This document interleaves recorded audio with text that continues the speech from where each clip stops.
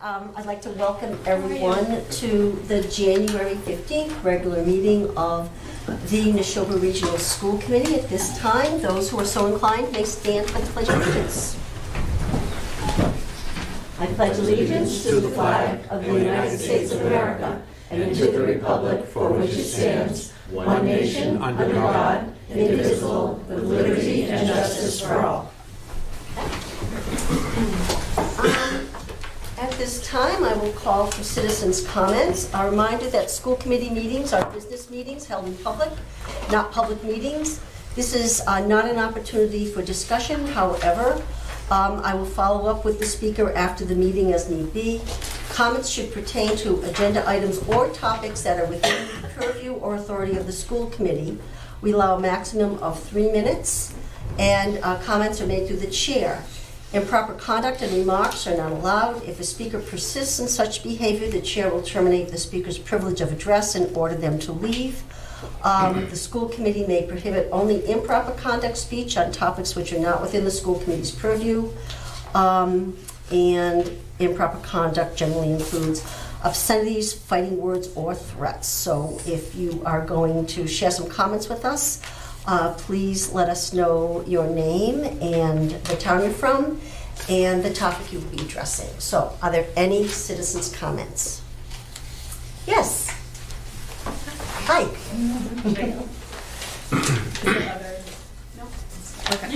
Okay, I'm Jenny Blounce. I live in Stow.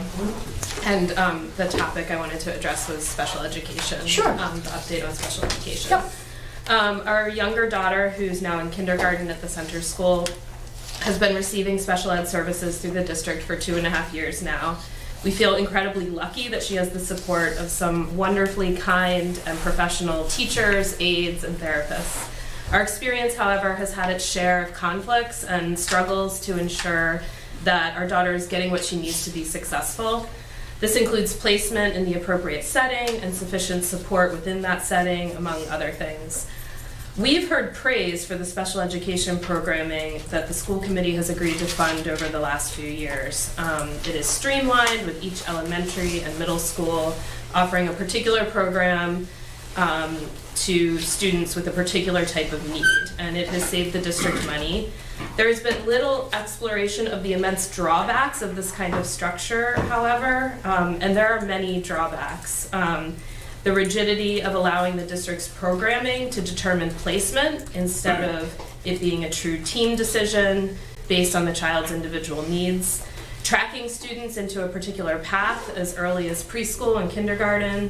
Outdated approaches to separately educating students with disabilities, like the travel times for students, the removal of students from schools where they would have the support of their neighbors and siblings, the burden that this places on families, and a special ed administration that is resistant to any outside expertise or input that does not line up with the programming that's already in place.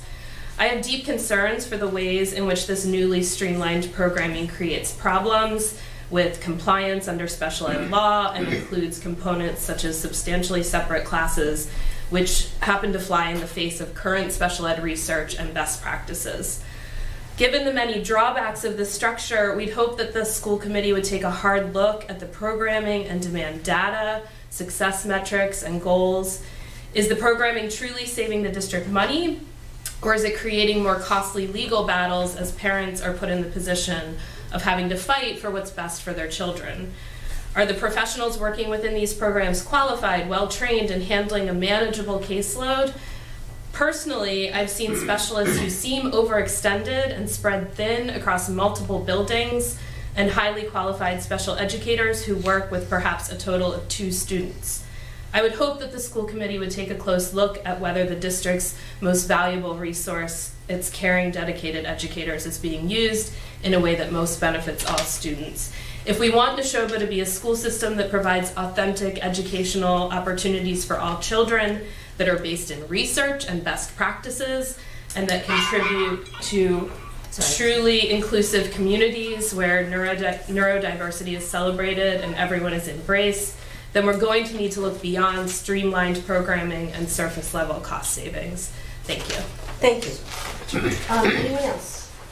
Yes. My name's Sarah Sloane. I'm also from Stow, and I guess I would echo what she said in various areas. Being a frustrated parent of a special education student myself. Just a couple of things I wanted to highlight based on the slides for today's program. If 18.5% of our children are on IEPs and 6% are on 504s, but yet the school committee only hears about special ed programs once a year for something that impacts such a large percentage of our students, I think is inadequate. And I guess I would request you all to think about maybe increasing the frequency and the depth with which you look into our special education programs. My frustration stems from the handling of dyslexic students, and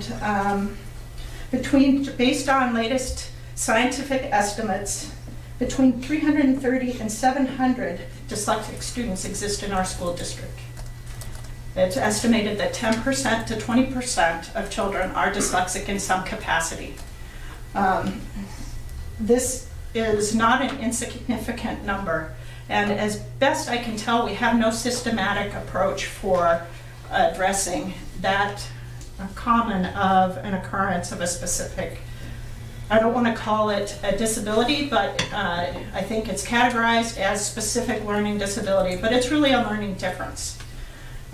We have some of the best resources in this state, nationally and globally, expertise in dyslexia, and I would hope that our district would take advantage of that proximity to that expertise and make sure that all of our teachers are highly trained in recognizing this. Additionally, last year, the state legislature passed a bill requiring screening and intervention in the area of dyslexia, and I would love to know, and maybe it's in the program tonight and it just wasn't in the slides, but I would love to know how that's being implemented in our district. Last but not least, and this kind of goes to what the previous speaker said, it's incredibly disheartening to have to continually fight for your child's interventions and programming that is appropriate. And in particular, in the arena of dyslexia, I hear and see from parents who have dyslexic kids of the need to test and retest and pay for outside testing to the tune of thousands of dollars just to convince the district as to what needs to be done and the services that need to be rendered for their child. In addition, having to hire an advocate or even take legal... Excuse me, you're at 3 minutes, but please finish your thought. Yeah, that's my last thought. But the notion that we have to pay for outside legal help and advocacy is also disheartening. Thank you. Other? Yes. All right, Kim Karn from Stow. So again, talking to special education and the transparency within the district. Hold on a second, because apparently I scrolled down. In today's highly connected world, it is incredibly important to establish trust. One of the main contributors to trust is creating a culture of transparency.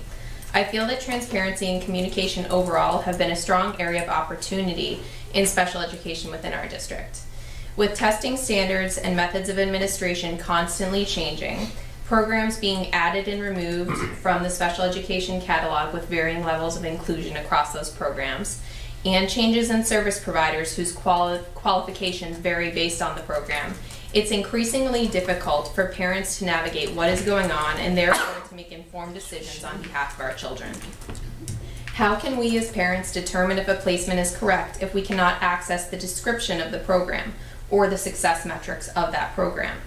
How can we as parents understand what services may best benefit our child without understanding the types of services that are even available within the district? How can we as parents anticipate what will be the focus for our children and in our school district without being able to access the plan for special education on a yearly basis? How can we as parents be advocates for our children? The short answer is that we can't. We can't without being willing to dig. No parent should have to spend their valuable time digging for information when it can be easily provided by the district. Busy parents need immediate access to plans to prepare for the upcoming school year. I think this problem has a simple and easy solution. NASHOBA has been updating their website for the last year.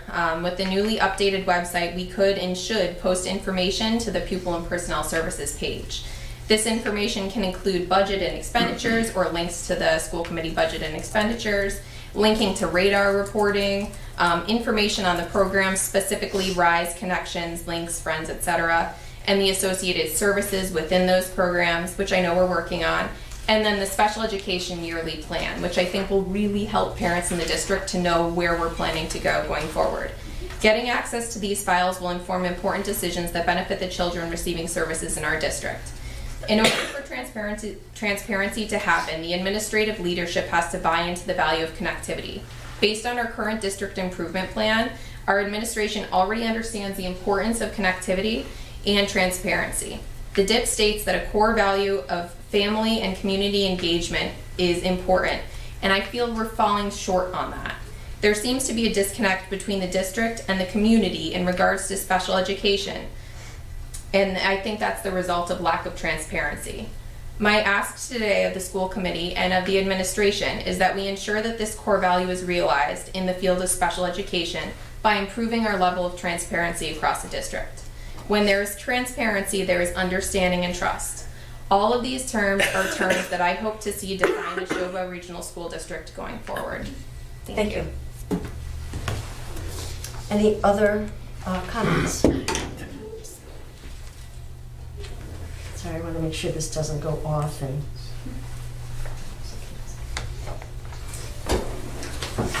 Thank you very much. Before we get going, I want to let folks know that Steve Codianne is scheduled to speak later in the agenda about the program of studies, but he is on his way to a wrestling meet and he wants to go there, so I told him that as soon as he comes in, he can do his presentation and then go see the kids. Okay. So I have an update from Tim Norris, who is conducting the investigation. So the update for today states, I am writing to provide an update on the investigation. After a hiatus due to the Christmas New Year holiday, during which I was effectively unable to reach and meet the witnesses I sought to interview due to their unavailability, I was unfortunately called out of town to attend to a death in my family. Upon returning, I have conducted additional interviews, and other than tying up some loose ends, asking some follow-up questions, and reviewing some additional documents I have collected, I believe I have completed the bulk of the investigatory interviews. I believe I am about a week away from completing the investigatory work, and another week or so after that away from being able to complete a report.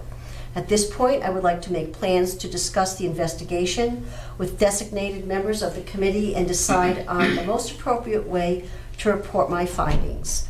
So this will be posted, this update will be posted.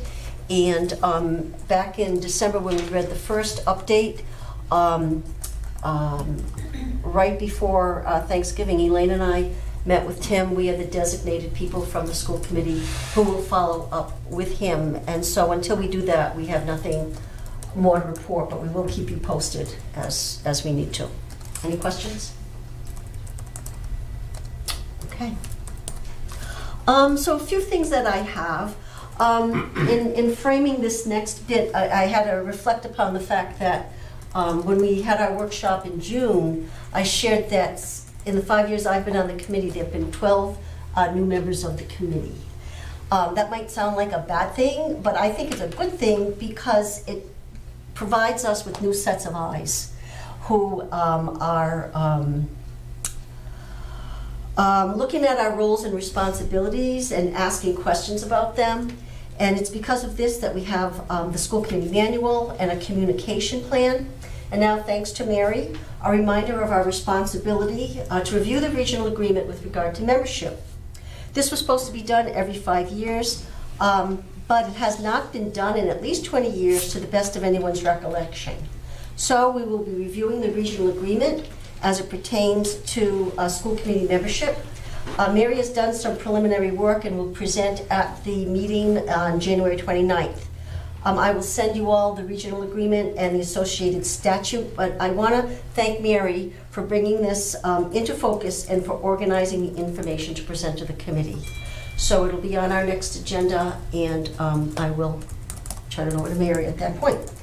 Upcoming agenda items, you may have noticed on our planning calendar that there are things. Oh, there he is. Hi. Come on. I said I would preempt the regularly scheduled program I'm for sorry. you. No. You should be at that wrestling match. I think it's. I have hockey game after that too, so. Well, you're going to be tonight. I So. apologize, I didn't realize tonight was the night. Oh, no. Steve Cullinane, who is the acting principal at the high school, and he's going to talk to us about the program of studies. Program of studies, essentially, we're going to keep exactly the same as it was last year. We're not going to change anything on it. There's some grammatical stuff that we're going to change, but it's, everything else is, all the classes, everything going to stay exactly the same. Okay. We figured that made the most sense based on what's been going on. Sure.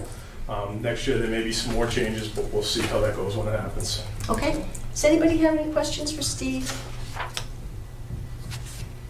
Thank you.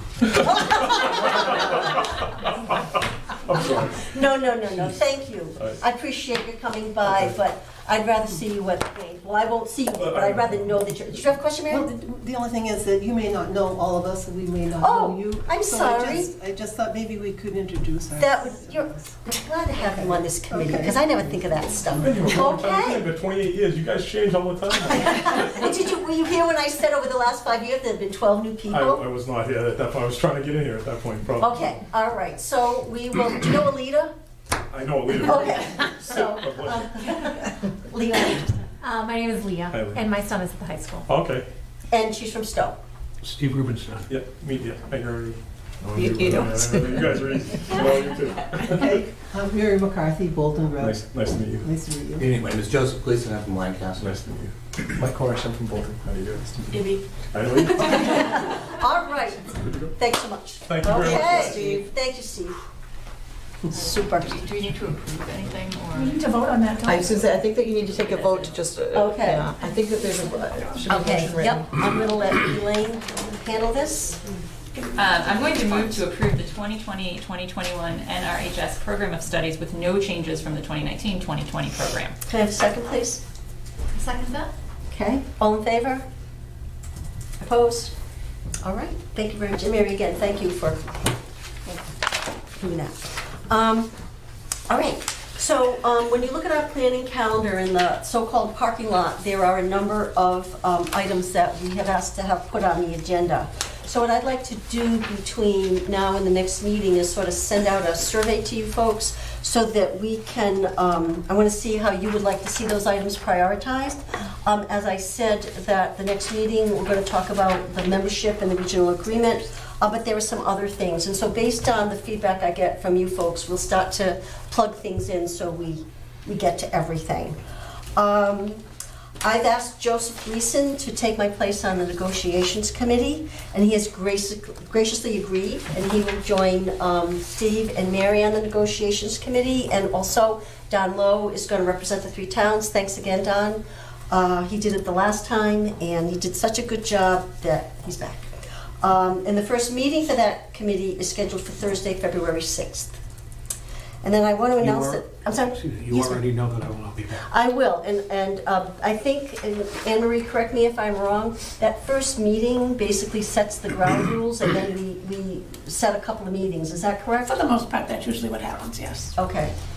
But we're not going to make any tough decisions without you there. So if you have any input for the ground rules, if you could send, so Steve could have a look before, that would be great.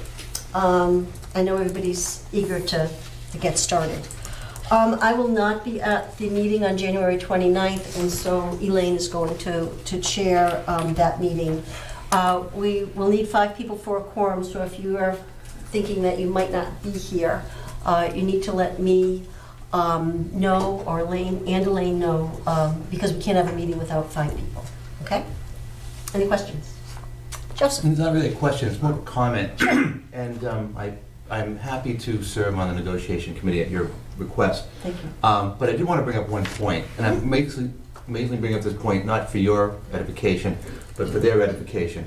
And part of the reason that I agreed to do that, and not that I wouldn't do it anyways, but I thought it was important that I do it because Mr. Rubinstein and Ms. McCarthy are both from Bolton and Stow. We wouldn't have had a Lancaster rep on the committee. Right. The subcommittee, I should say. And the reason I bring this up is that we're now in January of 2020, and we in Lancaster are still looking for another representative, and it would be really helpful if there's anybody out there that is willing to serve. You're only going to be serving from basically the end of January to May at this point. That's correct. Until I think it's Ms. Crossman's term, is it? Yes, Yeah, just to finish her term off. Yeah, to finish the term off. So if anybody's out there, I mean, I've gone before, as I said, I went before the select board in Yes. Lancaster and made the same plea, but, Yeah. you know, my I think my both plea's of fallen on us- deaf ears, yeah. Yeah, people see me coming and they walk the other Yeah, way yeah, because yeah. they know what I'm going to ask. And, but yeah, I think, yes, Mary? I just want to echo what Joe said. Yeah. Because when it comes to a quorum, we still have 5. Yeah. And we only have, we're missing 1 member. Mhm. But for more than that, Yeah. you know, whereas in Bolton, we would love to have 1 more representative, and we're looking to have enough population in the town to warrant that. But Lancaster does have that. And so we miss the person, whoever that is. Mhm. And they don't have to run for this. The selectmen, they could They say just their get interest, appointed. their reasoning would be reviewed by the selectmen and by the Lancaster members. And then chances are, they would be on the committee with us. So I just want to echo Thank you, that we Mary. would really like to have somebody from Lancaster. Sure, thank you. All right, yeah, hopefully, you'll have take, especially, and I like the point that it's a very short commitment from January to May. And you mispronounced her name, sorry, it's Crossman, not Crossman, I'm sorry about that. Oh, okay, no, My son will watch and he'll correct me, so thank you. okay, thanks, Joseph. Okay, and so now we're going to have the student representative report, and we have a new feature this time. Actually, we're able to project it, so that's super. So, starting top left, that is Mr. O'Shea, the Mary Rowlandson principal, and that was before break at the annual holiday sing-along. I'd like to point out the amazing suit that he is wearing. And so the annual sing-along is just something really fun for the students all to get together right before the break starts. And then at Hale, last Friday, pictured above, there was a volleyball tournament school-wide, so that picture is the winning teams. There was also Students of the Month that were named just 5 days ago, so every month Hale chooses 2 students from each grade for that honor. And then tonight is the band and choir winter concert, which is at 7 o'clock. Are you missing, you're not missing that, are you? That's where you should be. No, it's not. No, I'm sorry to interrupt. I'll No, it's interrupt okay, when you're done. Go ahead, finish. And then, so Luther Burbank. Tonight at 6 o'clock was the Middle School Matters Parent-Teacher Book Study. And then last week, the LVMS choir sang the national anthem at the Worcester Railers game. I think that's their 2nd or 3rd year doing that, so that's pretty cool. And then the 8th grade team is looking for a registered nurse to accompany them on their Washington, D.C. trip in May. So that's not for a while, but they are putting that search out.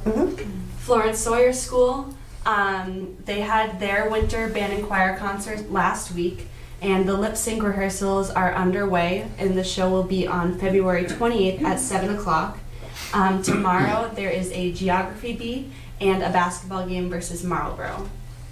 At the high school, there's a wrestling match, and boys hockey is playing in Westboro.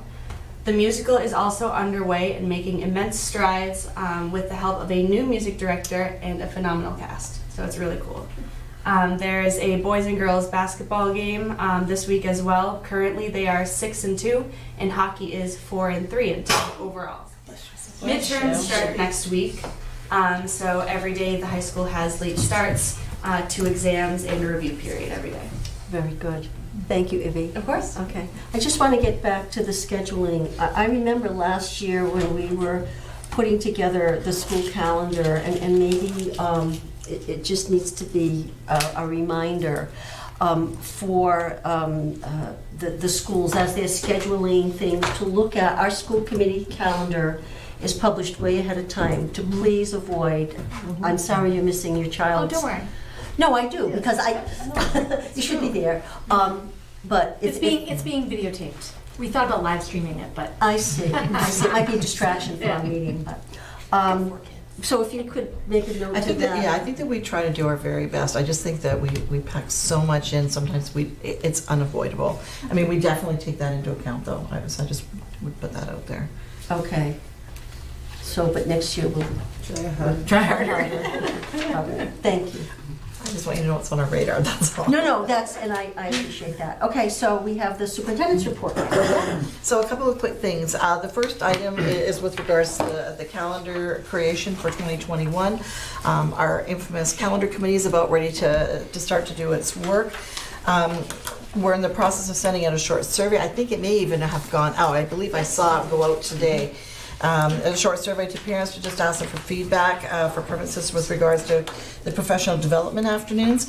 And one of the reasons we're doing that is because as we took a look at our own data, we weren't seeing some of the changes we were hoping to see, and so it seems to us that we might as well put it back to the Friday because we weren't seeing a huge growth for going to the Wednesdays. So, but we didn't want to do that without letting our parents have some input. I suspect the parents would prefer us to go back to Fridays, so I'm not anticipating that we'll have problems, but we'll take a look at the data and see if they really, really want us to do Wednesdays and want us to do that. So the committee will likely support a return to all Fridays for professional development. The other thing too, Joe, I remember that you had made the suggestion, could we see if we could get the DCU Center for a 5-year period? And so we did go after that. We're not able right now to secure 5 years, but we secured 2, and that's hugely helpful for us, and we're on deck for the next 3. And so I would want you to know that we followed up on your suggestion, and so with that, one of the things that we had talked about is can we create a 2-year calendar? And so I think that the committee is going to work very hard this year to try to create a 2-year calendar, because one of the things that we're always waiting for, of course, is grant. And so now that that's secured, we're hoping that they can go back and do this. So that's what we're hoping to do. The mosquito committee, the Bolton town of Bolton has established a mosquito committee, and we met yesterday morning at 9 o'clock. We'll be meeting again Tuesday morning next week. They're having a speaker come in. You'll recall that we had some definite issues last year, and I think that Bolton is looking, just as our other communities are too, at trying to be proactive with this, taking a look at being both proactive and reactive. And so I think from the school district's perspective, we felt that what we did last year in our school grounds worked very effectively. So we'll probably want to continue along that same path. And Rob can certainly speak more eloquently than I can on that. But for what we felt it worked very effectively. And I think when we talk about being proactive too, I think if you'll recall, poor Tanya Rich had to do all the rescheduling of all of those games, and that was that was just a nightmare. So I think that by thinking ahead, being proactive, I'm hoping that this will streamline our process. Town administrators met. We try to meet once a month if we can as a group. It doesn't always work, but we try to do that. The town administrators know that they can always call and connect anyway. And sometimes I very often will go if I'm seeking advice from one of them outside of these meetings. So we had a regular meeting. We talked about a couple of things. Of course, the budget goals is one of the big things right now that we're always looking for. And I've said this before, we have a flavor of where we need to land in our budget process. So, we had a little bit of discussion on that, a little bit of discussion on some of the capital items, a number of other miscellaneous topics, and MSBA, of course. And so I'm going to speak a little bit more about the MSBA potential as we're looking further down on our program tonight. So I'll fill you in a little bit more on that when we get to that. Tri-Town meeting, we want to thank Bolton for hosting our recent Tri-Town meeting. And this is our first meeting after many, many months, almost 2 years worth, to be honest. We appreciated the questions and the flow of conversation, and we're looking to meet again in February. And that's Tri-Town. And Dr. Maguire is going to talk about district PD planning and the high school visioning. Great. With the turn of the calendar to 2020, the Department of Teaching and Learning is in full planning mode for our District Day of Professional Development and Professional Learning on March 6th, Friday, March 6th, 2020. We invite all to attend. Like last year, we will be hosting a variety of innovative showcases, workshops throughout the entire day. We'll be doing a keynote speech with Tony Wagner, who's the author of Creating Innovators. He'll be joining us for a keynote speech in the morning. We'll also be doing a variety of showcases in both gymnasiums on innovation and social emotional learning. So far, we have about 26 applications from outside people and internal individuals to present a number One from of New York. Yeah, and recently we've got a group coming in from New York to visit with us, and also going to be presenting a workshop on digital learning. So we're going to have some workshops too in the morning, and then break it up with some lunch, and then some workshops in the afternoon. So we're really excited about the number of applications that have come in. We're really excited about the number of showcases. We're doing a lot of community outreach too, because this year's theme is entitled Community of Innovators. And I'm also excited that we've solidified next year's speaker as of today. So as we focus on social emotional learning, we've got a fantastic speaker already lined up and committed for next year. So please mark your calendars for March 6th this year for our District Day of Professional Learning. And I think we had a number of school committee members stop in last year Yeah. too. So please make sure that you do mark that on the calendar. We have opened it up to other school districts as well. Yep. And we've got a number of other school districts who have already earmarked the day and will be joining us that day. So please don't hesitate to reach out to your school districts and see if that they'd like you to come and join us. Can we know who's coming next year, or is it a surprise?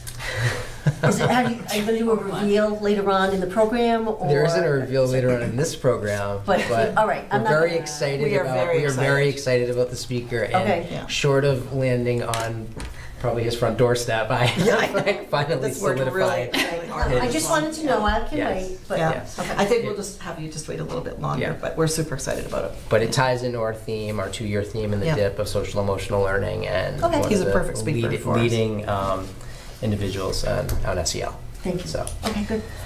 The next piece is around high school visioning. As a result of our invitation to the MSBA process, we have put together a small team of individuals at the high school and with the Department of Teaching and Learning to work with Jacob Foster. Jacob's a leader in STEM education as well as educational visioning to begin crafting our vision for our new high school, potentially our new high school moving forward. So far, we've held 2 meetings to begin discussion and planning around this exciting process that's ahead for our high school, the NASHOBA community as a whole. Jacob will be attending some high school faculty meetings this month, particularly, and meeting with the staff and spending some time, particularly tomorrow, all day within the high school community to get a sense of the feel of the faculty, the students, and the program that we have. So we're really looking forward to sharing more as this process unfolds for us. But this visioning process is just beginning to unfold with Jake as the lead for us. So we're really excited about that process as well. And I just want to, this is not to be a downer, I'm not being Debbie Downer here, but I want to put out there that we are not saying that we are getting a new high school. I just want to put that out there again, please, because that's not necessarily where we're going to head or where we're going to land. Right. But we have to do a visioning process and create an educational plan. And so this is part of that process. And wherever it lands is wherever it lands. We understand that. But we're doing the legwork for it right now. And it's giving us a great opportunity to get over to the high school and meet with, a lot of the It's teachers exciting. and the faculty It's exciting work. and take a look at the space and the vision for teaching and learning over there. So Super. We're That's excited. it. Thank you. Questions for Todd? Jonathan? No, not for Todd, just Oh, one okay. question for Superintendent. Did we Yes. set a date for the next tri-town? Was there a date in place? I think we I did. think we did. Did we? First Wednesday in March.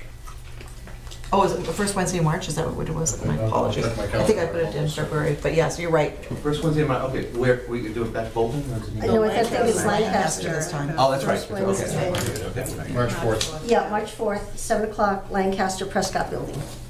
Through you, Madam Chairman. Yes. Thank you, Mr. Lowe. Thank you. Okay. Any Great, other thank you. questions for Brooke or for Todd? All right. Without further ado, we're going to learn about the advisory program at the Burbank Middle School.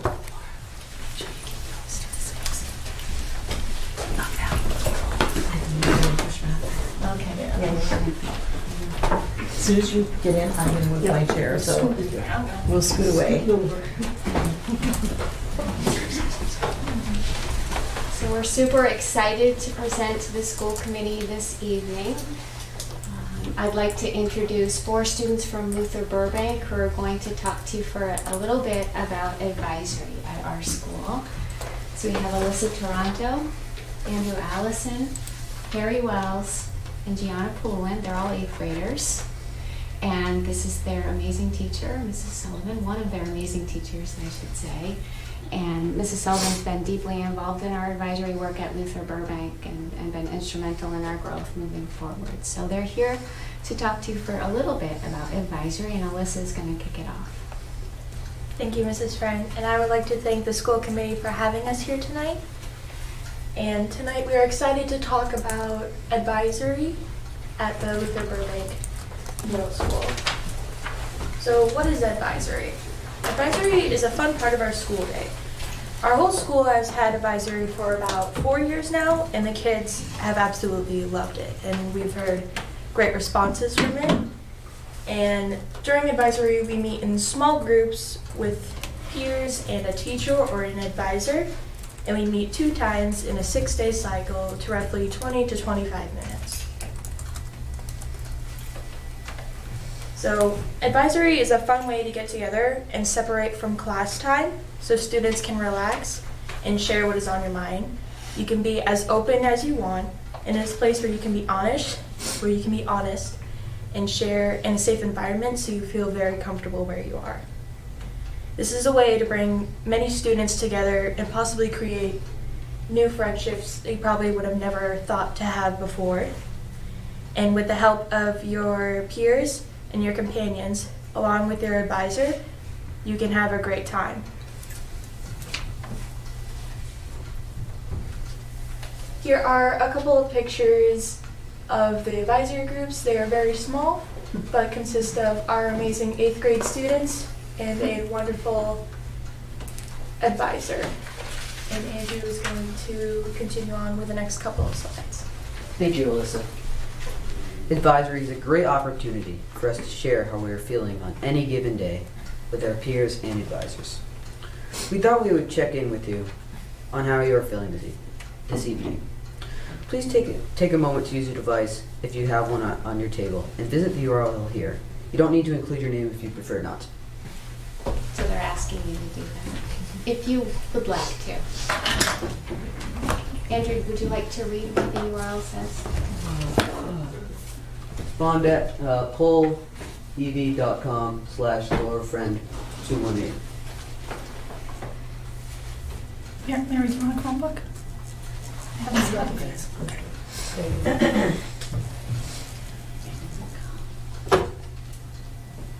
Do you want to read it again, please? Oh, yeah. Slowly?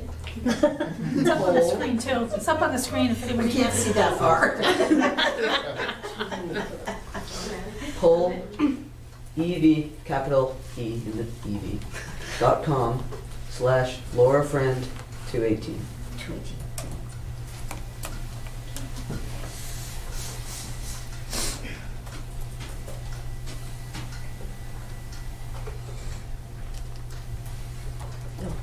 Great.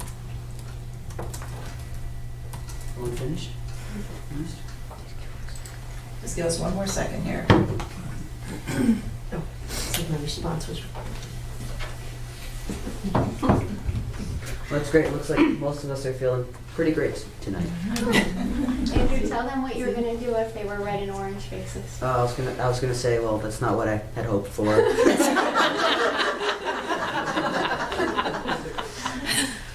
Thank you for sharing.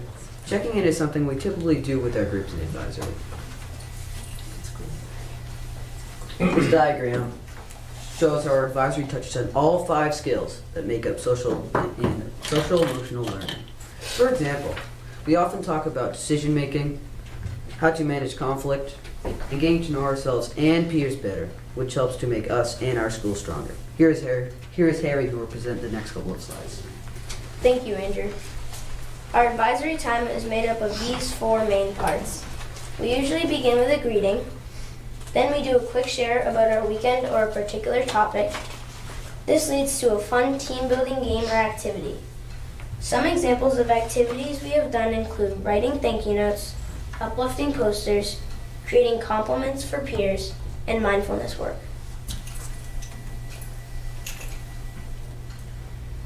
Games are a part of advisory. Here is a quick example of a team building game with Miss Macharia, our 8th grade math teacher. Say go.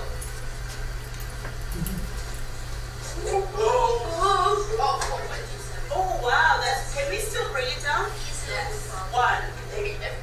Yes, Brianna, hold it. 1, 2, go.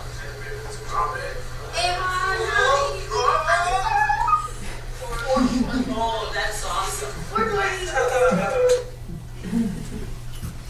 Here is Gianna, who will take you through the last 2 slides. Thank you, Harry. As a community, advisory helps us come together in a lot of different ways that we may not even know.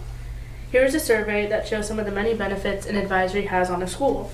Like you did with Andrew, please use your device to answer this quick survey.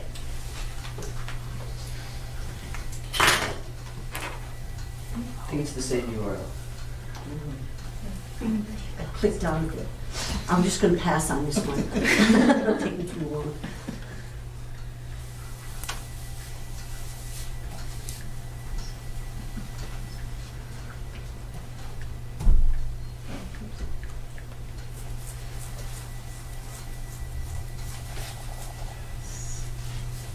Everyone all set?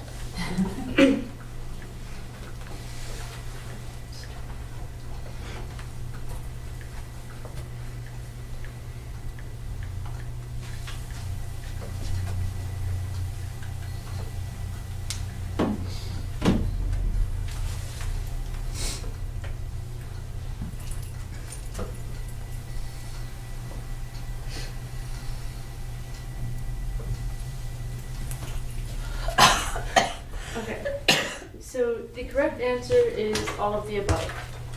As you can see, advisory is capable of benefiting students in all of these different ways. Now, last but not least, do you have any questions for us?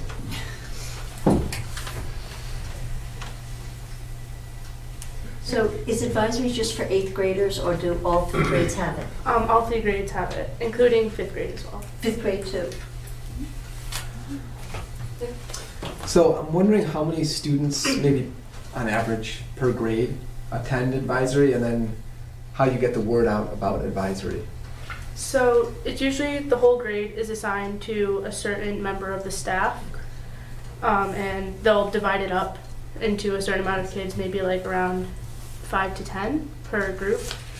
And it's kind of just like, they put it into a part of our schedule on certain days, which is how we get it around to the school. So you're assigned an adult, and you're assigned your group. Mm-hmm. Got it. Great, thank you. Mm-hmm. Yeah. Do you stay with the same group throughout your years at the school? Yes. So we have the same advisor, and we're in the same group. And then For sometimes... a year. Well, for a year. For a year, though. Yeah. Oh, but across years you switch it up? Yeah, Yes, so every yes. year we switch it up.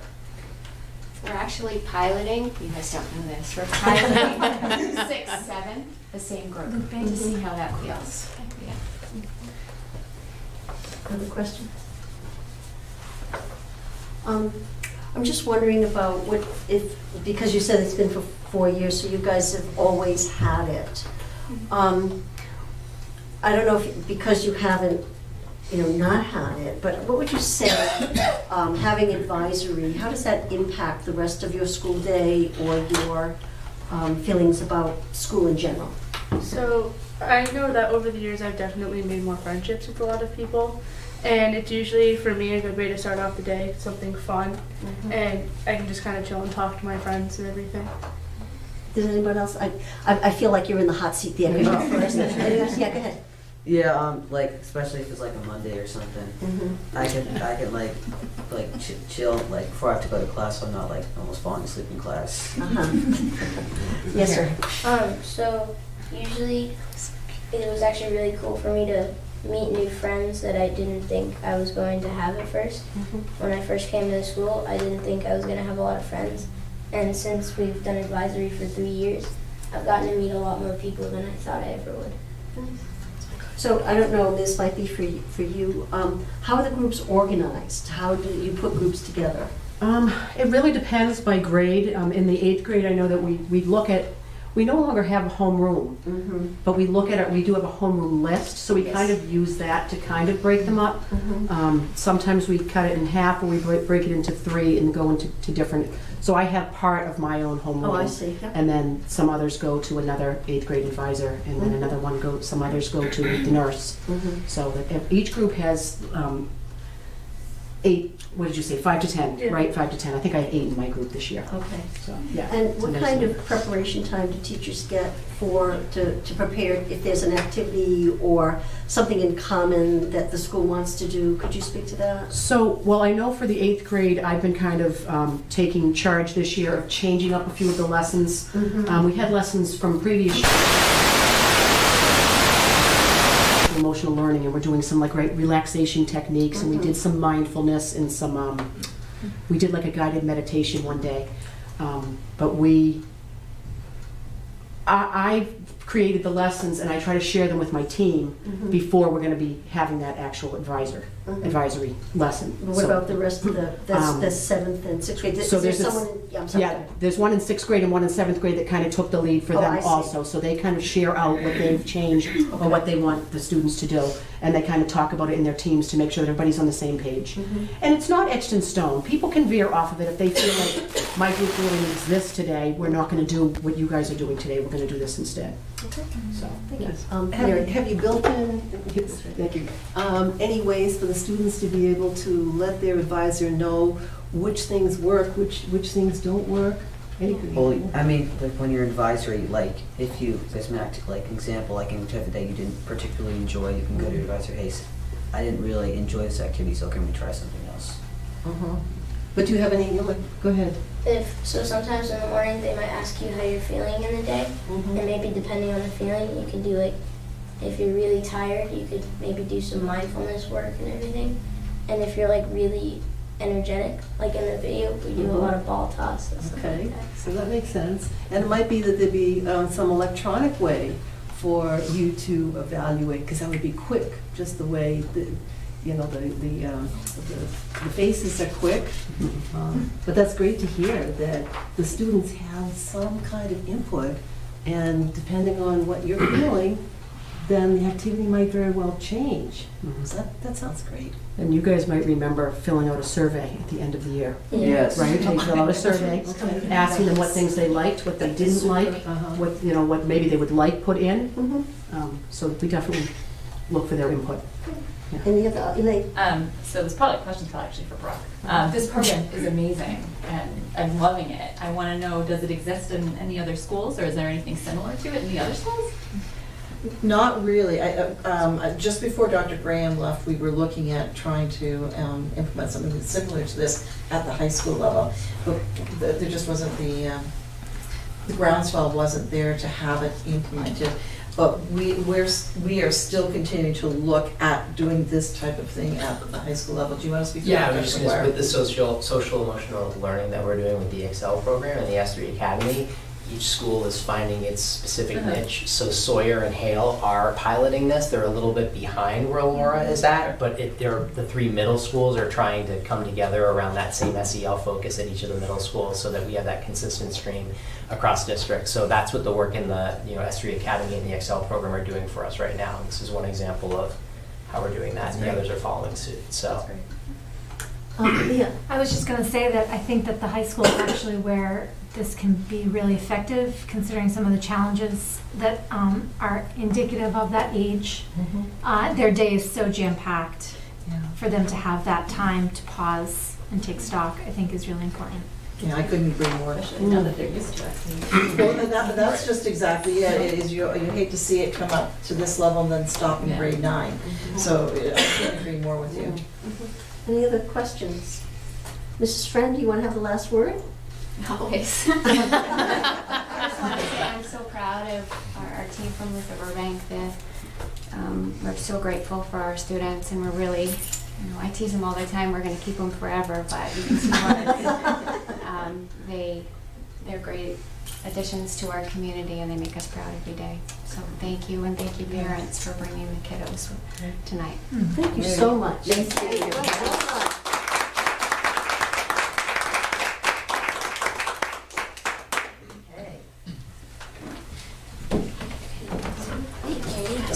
Thank you, Ms. Johnson. Very nice to meet you. Thank you. Thank you very much.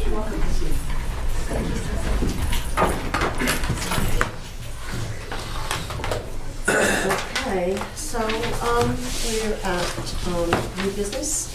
We have a donation approval request for Luther Burbank. Oh, hi.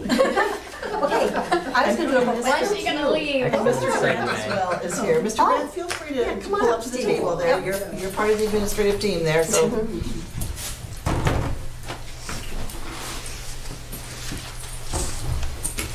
That's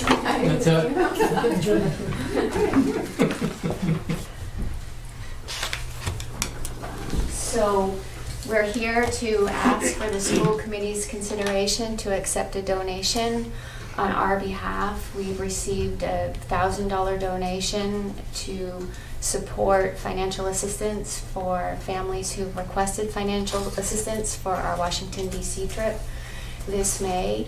The provider of the donation has requested to be anonymous. And in speaking with the parent, I expressed incredible gratitude for their generosity and informed them that the next step was for us to present this gracious donation to the school committee for consideration. So that is why we're here before you tonight to consider accepting this donation on our behalf. Okay. This marks the second donation we've received this year, so for this purpose, we're really excited. Very good. Great. Do you want to make a motion? Yes. I move to accept the $1,000 donation offered to the Luther Burbank Middle School to help defray the cost of the 8th grade Washington, D.C. trip. Specifically, this gift is intended to help defray the cost of the trip for the 3 families who have requested financial assistance for the trip. All those in favor? Second. Oh, I'm sorry, second. I'd love to second this. Discussion? Mary would love to.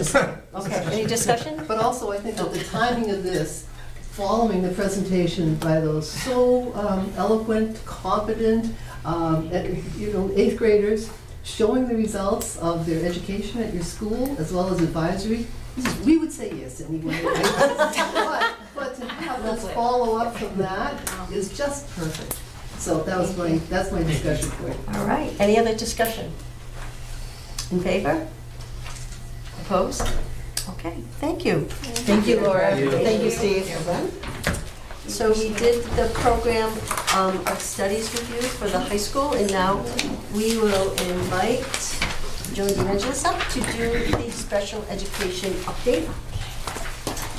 Welcome, Joan. Hi. How are you? Thanks for having me. Oh, our pleasure. I see I have 15 minutes, so I'm not sure we're Plus or going to stay with minus, it. I you know, know. you told me we could have more. There's a lot of slides to go through. So I want to make sure, I know that you put a lot of preparation into this, Right. and I want to also have time for questions, but I think that there's I appreciate the work you've put into this and building our understanding of the Office of Pupil Personnel Services, and also the work you did in putting together the resource guide for the school committee. Good information. Thank you very much. So it's all yours. So thanks for having me. I'm excited to be here tonight. I thought I would just start off as what is the work of the Pupil Personnel Office, because we have new members on the team, and in different districts, the work is different depending on where you are. So I've just kind of put a bulleted list out. This is not an exhaustive list.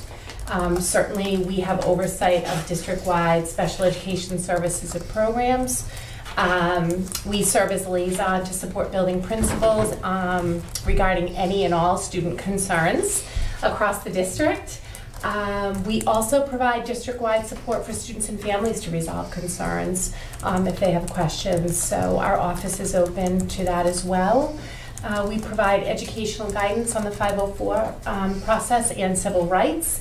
And we just had PD the other day, and we're working on improving our 504 eligibility and service delivery practice and what that should look like. So that's a year-long project we're doing through professional development with our guidance teams right now.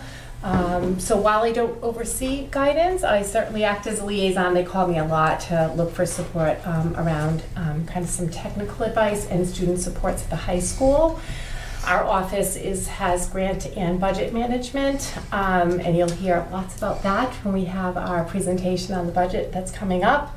And we work very closely with teaching and learning on professional development. So not only do we come up with professional development for the staff that we support, but we also do it in concert with the district, with things that are happening district-wide. So I'm part of that team as well. So that's a small snapshot, but certainly the office has all other technical pieces that go with the work. But I want to say, when I think about pupil personnel, I think of that P. It's all about the pupils in our district every day. So I come to work every day and it's students first and everything else comes second.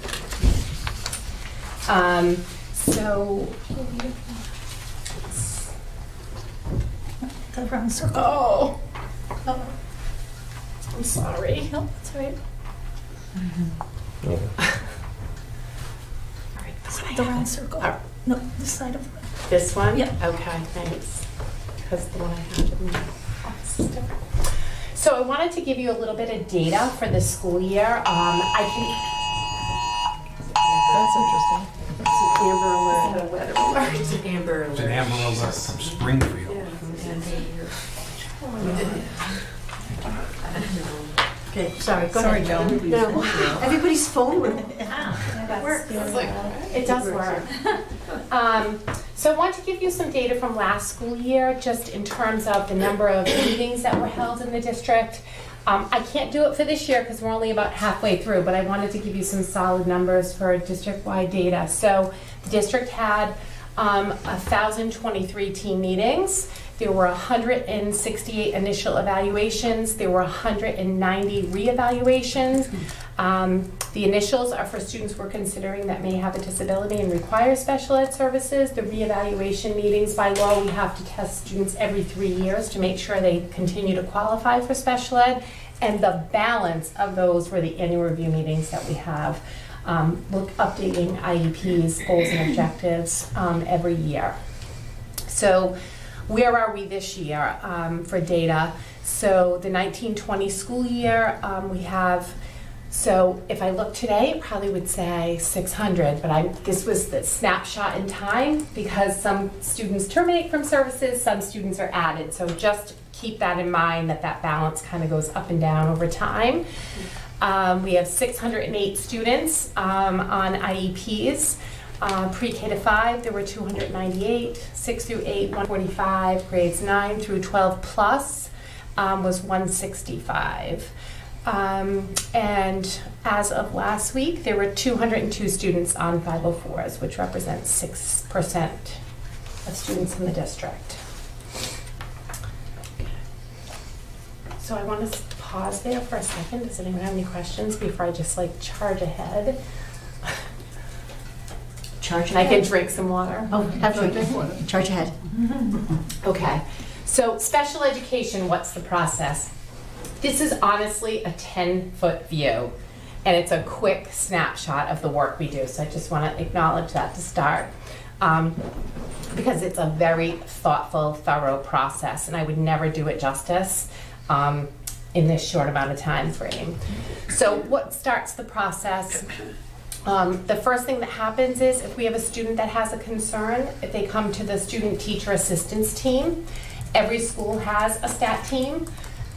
They will discuss what the concern is to the student. If they see a gap or a concern, they will brainstorm tiers of intervention of how they can support the student through regular education. So this is really a regular education initiative.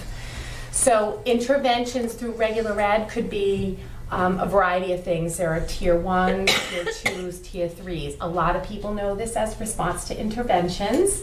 It's called RTI. And we provide intervention support to kind of fill in those gaps early of students that may have some gaps in learning.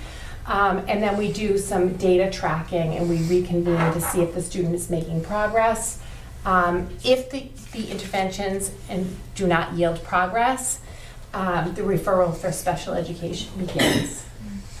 So that STAT team will make a referral to the special ed team, and then those teachers will discuss, initiating an evaluation and considering all the areas of suspected disability. So that's how the STAT process begins. So I'm not going to read through these to you. You have a flow chart in your packet, but these are all the areas of disability focus that we test around in order to identify a student with disabilities.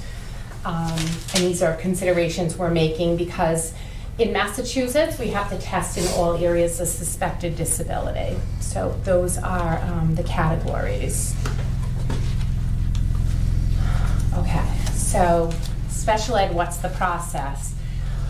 Once testing is complete, it's really a three-pronged process. So through the assessment process, have we identified a student with a disability, one or more disabilities?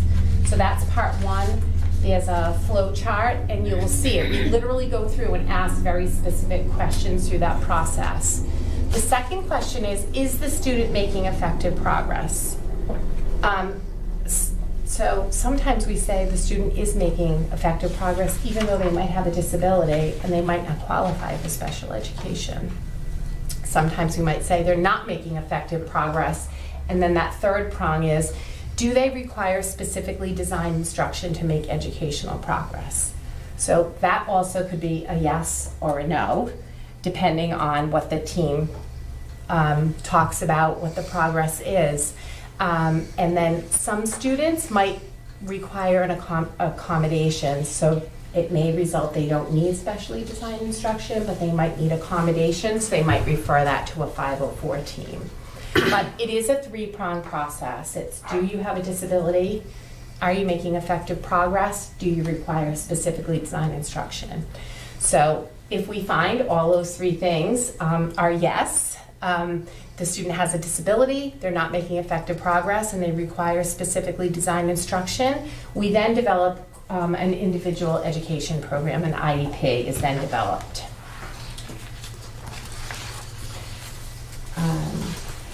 So the IEP has very many elements to it. So I put a sample in your packet so that you could take a look at all the elements. The first part we look at is what are the parents' concerns. We talk about the student's strengths and the key evaluation results. And then we think about a vision for the students. And we can look at that in a 1 to 5 year range. Obviously, when we're in elementary school, we're probably not looking that far ahead, but certainly we have to think about that as kids are approaching high school and post-high school, what the vision is. The next page is called PLEP A, Present Levels of Educational Performance, and these are for all the academic areas. So this is where we talk about how the disability impacts the students functioning in the content areas. So we write a disability statement there. If a student has a disability, say they have a specific disability in written language or math or reading, we'll write a specific disability statement of how it impacts reading, science, social studies, math. We then talk about what accommodations does the student need, how are we going to look at their performance criteria, are we going to modify the content in any way, and how are we going to measure progress. We do the same thing on PLEP B, except PLEP B looks a little different on the IEP. So that's really the related service, where we look at the related services. So some students might not need related services, and the other way, some students might just need related services. So it's a real technical process. So if a student has a communication disability, it might not be affecting academics, but it might be affecting them socially and communication-wise. So we might be just checking that one box on PLEP B and then writing accommodations and how we're going to deliver the service and measure the progress in that area. The next part of the IEP is specific goals and objectives based on the disability. So we title the goal. It could be, let's talk about math, I guess. So if it's a math goal, we're talking about what's the student's current progress in the math class. So we're actually using data that we already know, both from our testing and from what the teachers have given us in terms of performance criteria. What can the student currently do? That's a really important element, because what we want to do is, this is where they are and can do right now, and the benchmarks and the goals and the objectives is, where do we want to get them in a year's time? So the benchmarks and objectives in the IEP are actually measurable. So I think someone asked me a question about how do we know the student's making progress, and one of the things is those measurable goals help us take data. So when we're writing progress reports, we have data on those individual benchmarks and objectives. The next part of the IEP is really service delivery. Each of the team members talks about how much time they would like to work with the students, and we discuss. There are 3 sections of the service delivery. Part A is consultation. So when we look at consultation, we think about maybe our speech person, our BCB, the special educator, and the regular educator are going to meet once for 10 minutes in a cycle to talk about the student's progress and what we're working on towards goals. So that's identified time where the adults in the building will talk and consult on the student. That B grid, that middle of that page, is a service provider will be going into a classroom to provide support. So I guess the best example I can give is we have some co-taught classes at the middle school where our special educator and our math teachers and English teachers do co-taught. So that's where you see that, where it's a co-taught class where the content teacher and the special educator are working together, and we write the time there. So the student's getting specially designed instruction and support right in that regular ed class.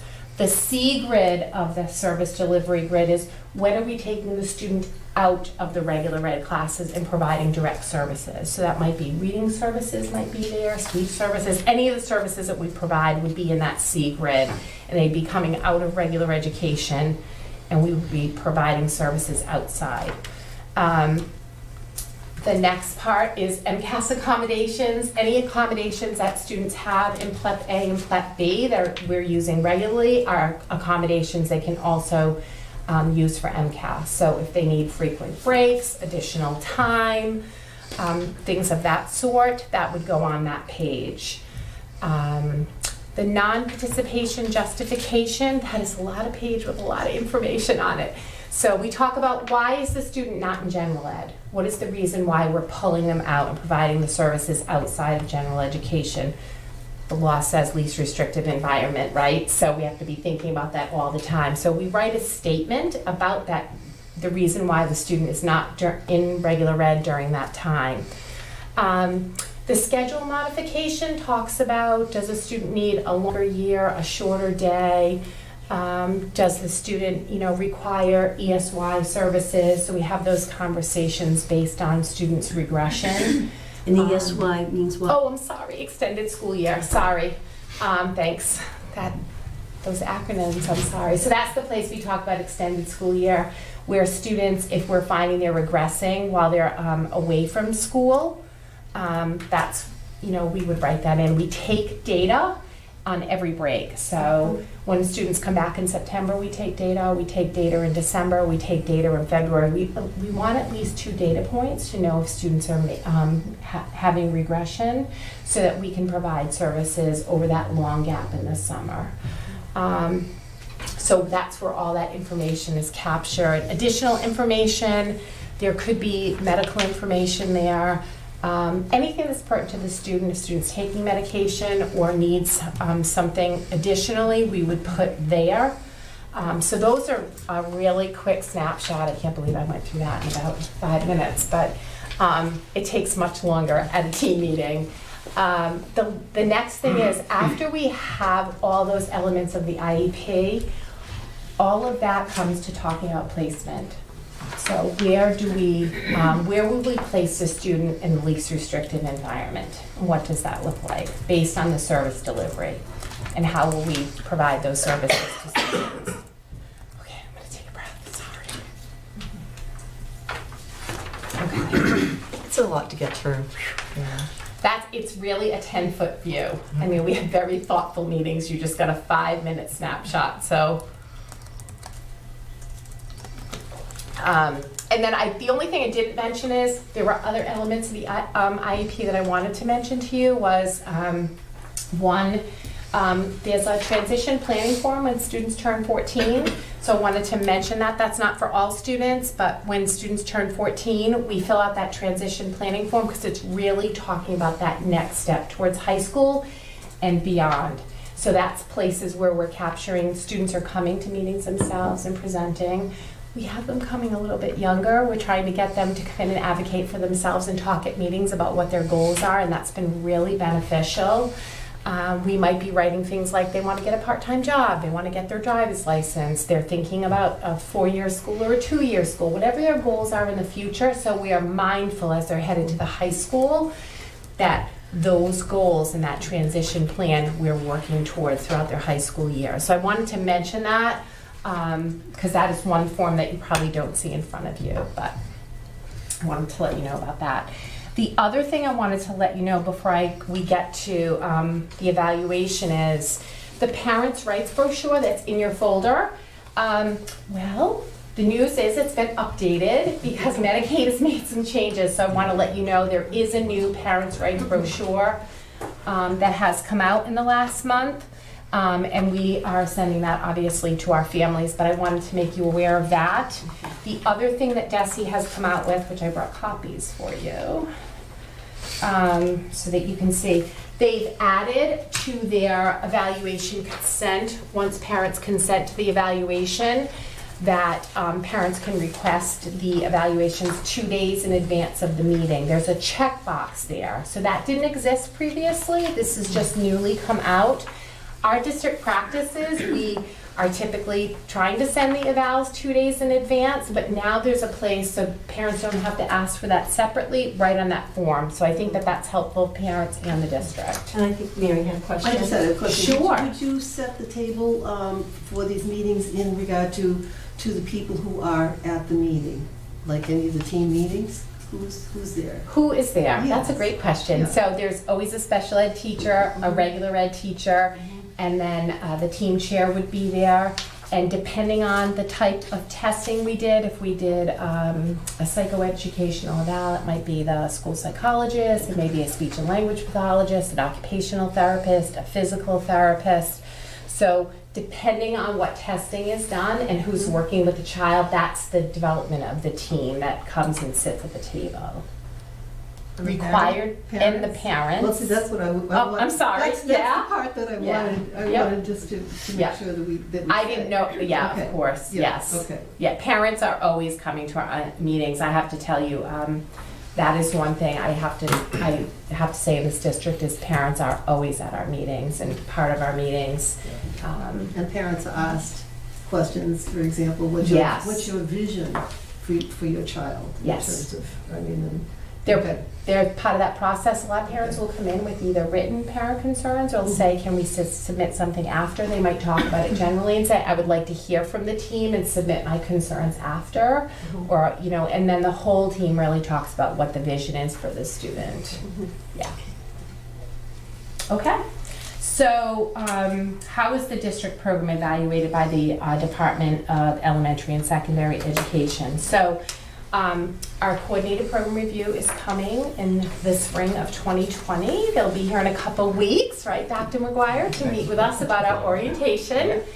Our district was placed in Tier 1, Group A. So those school districts that are in Tier 1, Group A have been determined to have no or low risk. Tier 1 is really a self-directed improvement plan because our compliance we've done so well compliance-wise on performance criteria. They look at your last mid-cycle and that's how they determine how they group you. So 3 years ago when I came and presented the mid-cycle review, we were fully compliant in all the areas, and so this year they have selected certain criteria which I will get to for them to evaluate. So in the spring we sent in a self-assessment and they'll be coming very shortly to kind of go through the process with us and what the next steps are.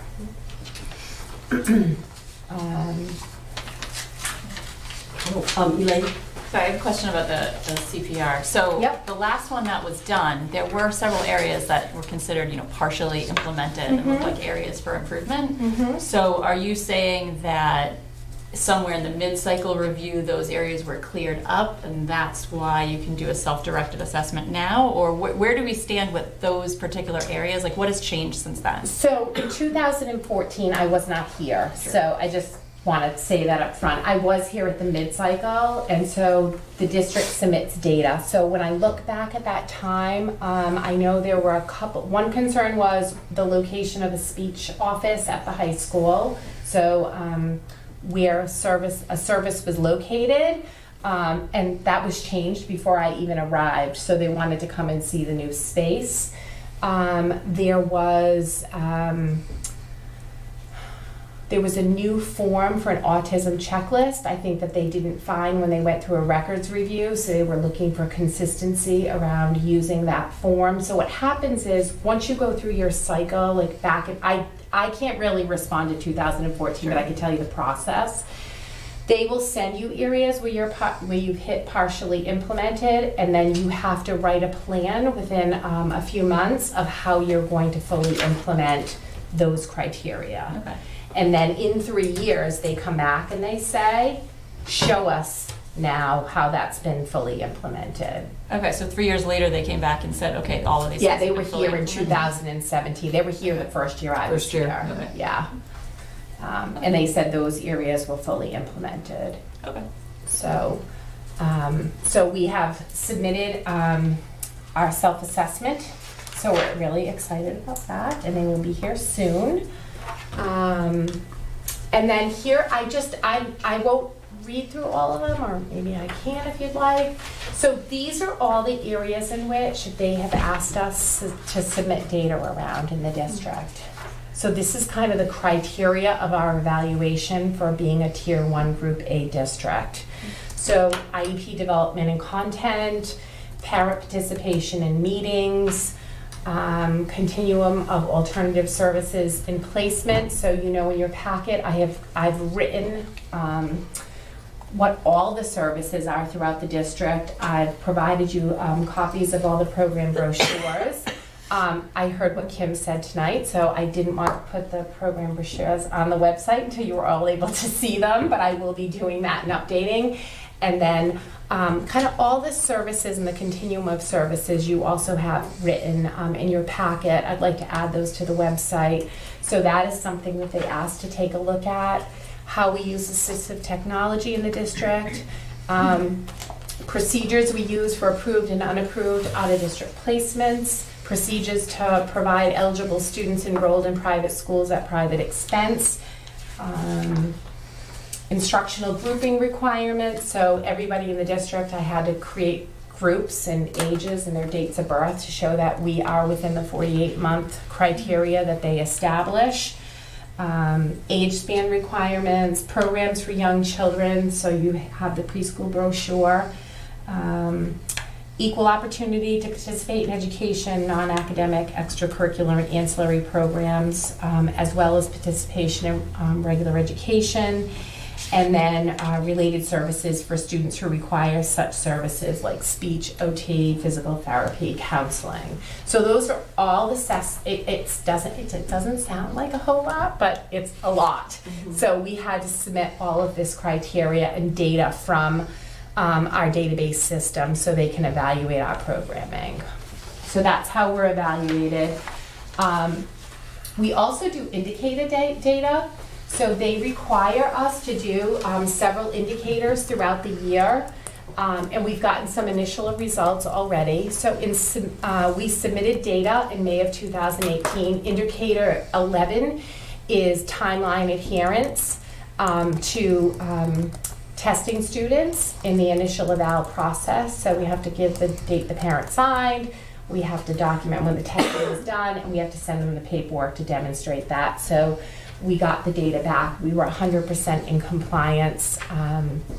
Indicator 12 is ensuring that students from EI that are eligible must have an IEP developed before the, early intervention, I'm sorry.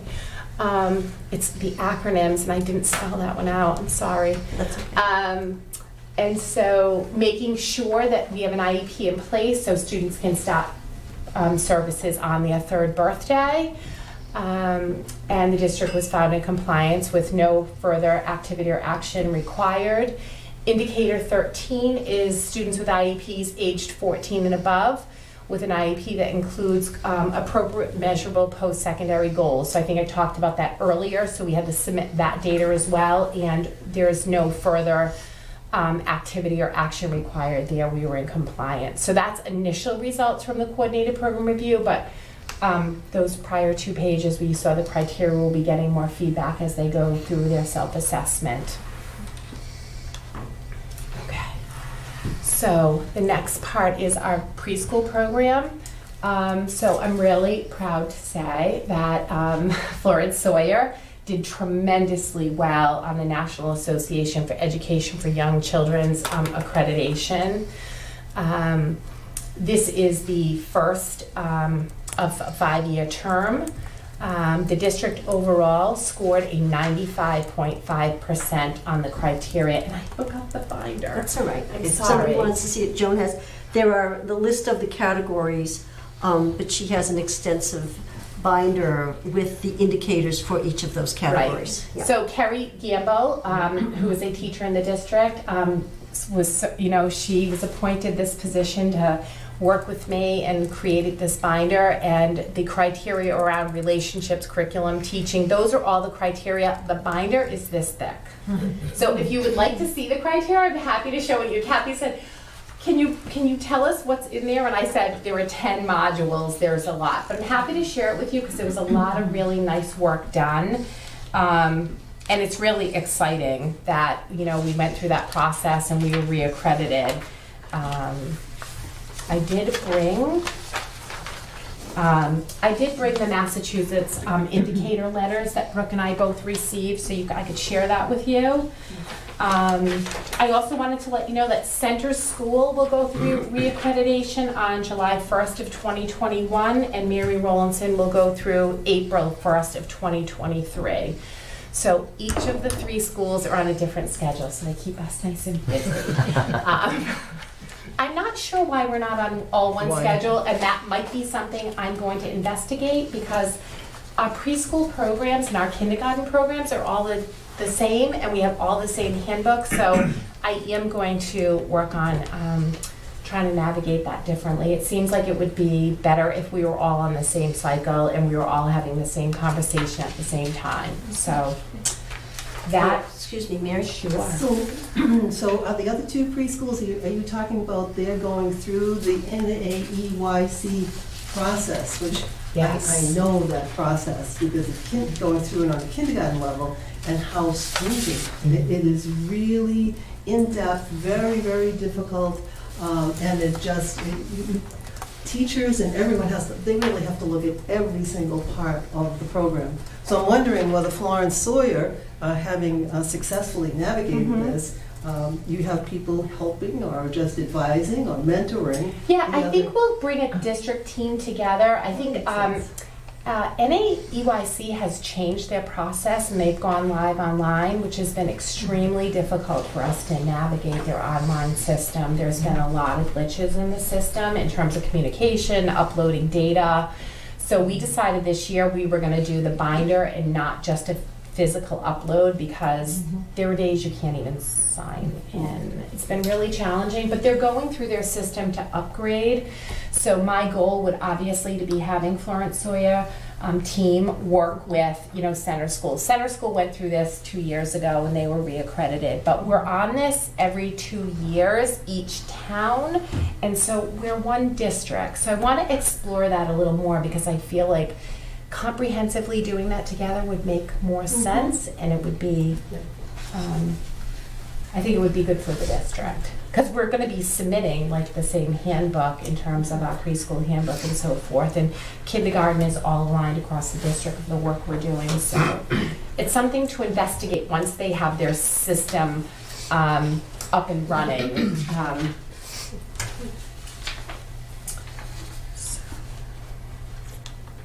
So how does the district measure success of students on IEPs? So this is just kind of a bulleted list of things that we think about is, you know, we don't always think about just academics. We also think about kids socially, right? And what are they participating in extracurricular? So we want students to make academic progress.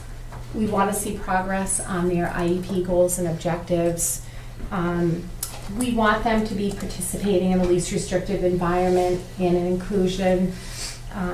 We want them to build skills that allow them independence and success in mainstream. We want them to have friends and develop their social skills. We have students that participate in all types of extracurricular activities, best buddies, and unified sports. And then for our transition students, we want them to develop vocational employment skills. So I think those are all the things that really go into measuring student success for students who have IEPs. And just my professional development update. We this year have Landmark School coming. Landmark School worked with all of our special ed teachers last year from grades 3 to 12 and trained them in language-based strategies. It was a terrific course, and the word was out.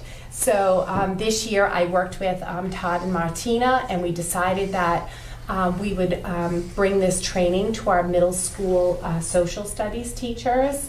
And it's a really great course because it gives students who might have a language-based disability, there are strategies that we can use with students in the classroom that regular educators that can implement so students can access the content. We find science and social studies are so vocabulary heavy, and a lot of those texts are certainly written at a higher grade level. So they came in and did training with our middle school teachers this year, and we're going to have them come back and do the other content next year. So we're really excited about that work. This year we have 6 sessions planned for our paraprofessionals, so I won't read all those down the list, but really thinking about what the role is of the paraprofessional is really important. So we have 6 sessions when we have release days. We have Accept Collaborative coming out, and we have a facilitator that's working with all of our paraprofessionals in the districts on the topics that are noted. For our preschool teachers, we had Denny Howley. I actually took an SEL course last year.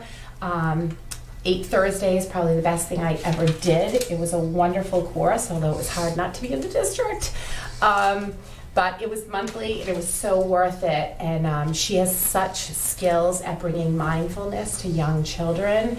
So I asked her, we have a 298 grant, so I asked her if she would come and work with our preschool teachers. And she's been doing that trauma-informed work with the preschool teachers, and they're really enjoying all the activities that she has to offer. So you talked about it being mindfulness, and then it says trauma-informed. They seem to not be congruent. Okay, so the trauma-informed classroom is really social emotional supports, but how do we deal with trauma in the classroom? So a lot of the mindfulness and stress release and coping, how do we bring that to our young children? And how do you define trauma for preschool kids? So some students we have that have disrupted living environments. We have students that are in foster care. We have students that have been in DCF care. So they come in with a lot of presentation that they might not be able to communicate their social emotional feelings through words, and we see behavior. And we know behavior is language for kids, and that's how they talk with us, and that's how they tell us they're not okay. So what we're doing is we're teaching them coping. So we have some turtles that we use as puppets that talk. We teach calming strategies for them to do self-soothing. They have done, we've added materials into the classroom so kids can find tools for themselves to feel calm, or when they're feeling upset, there are things that they can use. Denny has brought some actual facilitation with the teachers. She actually does the activities with the teachers. on what you can do to help students find calmness within themselves. So we do have a population of students this really benefits, but I think in the end it benefits all kids. Thank you, I just thought it No, needed it's more fine. explanation. Yep, that's fine. And then our Wharton, Gillingham, and Wilson training continue with new special educators in the district. I have had that initiative going on for the last 3 years. Wharton, Gillingham, and is Wilson are. Multi-sensory reading strategies for students. Okay. I do this work too well, I'm sorry. And we, every year we have people who retire or new people come on board. So we have a couple of teachers that are out for Wharton, Gillingham training now. So we're providing those services to students at the best level that we can. So, that was a lot. Okay, so, and I know you had some other questions given, but did you have a? I just wanted to ask a question about the training, and because I was going to say, this sounds wonderful, but not necessarily specific to special educators. It seemed like those skills that you would be teaching teachers to then help students would be beneficial to all students. And so I'm sort of wondering how this type of training fits in with the overall SEL professional development work. Is it on top of it? Is it part of it? Like where are we in that puzzle? So I think that we work together all the time, right, Todd? I mean, this is our SEL, initiative is really a big focus will be next year. But I feel like there are students that have special education needs, and this is what our preschool teachers have said to us. We would really like some training around this because we want to be better equipped to help our students. So I think it lies in it's that beginning step. We've done other things through professional development, like zones of regulation throughout the elementary schools. That's for all teachers in the district. But I think that, you start with this approach and then you build on it over years. So I feel like the work that Denny is doing with preschool, I certainly already know the word is out. They want her to come back next year and do some training with the other elementary teachers in the district. I think we're going to blend in some of the work that we do with zones of regulation and say, how can we enhance that? Where do we enhance it? What are our next steps? Okay, so like for the trauma-informed classroom, you see that spreading vertically upward, and I would assume for the language-based strategies, you're talking about the middle school social studies teachers, that would spread both in terms of content and vertically up and down in different grades. Yes. So is that sort of the long-term plan? Sure is, yes. So we get some additional questions from the school committee that were submitted to Joan, and so I've asked her to go through them and respond, and then after that, if there's anything else that you want to conclude with, and then we'll ask other questions. There's something I want to conclude with. I know, but I'm not going to leave without doing a student presentation. No, but that's a good way to wrap it up. You go ahead. So some of the questions that you passed on to me is questions about, numbers of IEPs in the district that are accepted and rejected. So as of today, we have 94.5 accepted IEPs, 5% of partially rejected IEPs, and less than 1% of fully rejected IEPs. There was a question of how many times we've gone to mediation. This year we've gone once. There's a question about a traditional PPS organizational structure includes a dedicated special educator, and the role here is multifaceted, and can I explain why it's a better fit? So the district redesigned this position when I arrived here. I think I was hired because I've done both PPS and special ed, and I have expertise in both. I did Director of Student Services in Attleboro. I've done special education in Swansea, and I also did that in Attleboro as well. So I think that people were thinking I was a good fit in having some of that principal experience for 10 years, that I would be a good liaison to buildings. So I'm assuming that's why you reorganized the position, because you wanted someone with a wider lens to look at all students and not just special education students. So there were interventions and supports prior. Can I interject? Sure. Go ahead. Before I lose it. Yep. Lose in my mind. So I wonder though if in a district of our size, and this may be a question for someone else as well, Can one person, and I think that it's just you, Joan, can one person do all of the above, right? K to 12, 3 towns, so many schools, so many children who are on IEPs, and then you're a liaison for 504s. Is this the staffing that's necessary? Well, I think we've had this discussion many times, and I know that Anne's role, for example, you've altered somewhat, and we continually tweak what's going on in her office to help fit the needs. Can you explain Anne's role, please? And who and what? Well, sure. Actually, you probably would be better because Anne actually used to help to look after our off-site placements and such, but she's really always served as your second in so many ways. So maybe explain the change and what she's doing right now. Sure. I think that's one of the questions about team chairs and who are they. But so when I originally came to the district, there were these carved out caseloads, and after being here a year, I already knew the caseload was too big. Too heavy. And so Anne's caseload in particular was to be the liaison for out-of-district placements, the students who lived at RFK, and she was the team chair for all our K-12 district programs.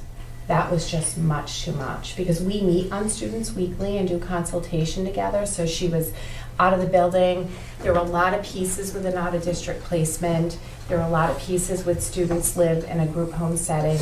I said, oh my goodness, this is much too much. So I shaved some of that off and reassigned it to somebody else. And then Katie Giannetti is our special ed department chair at the high school. So Katie does a lot of work with guidance. She does a lot of work with scheduling. She does a lot of supervision with special ed teachers. She had a caseload at the high school herself. She was teaching classes. And I said, oh my goodness, this is way too much too.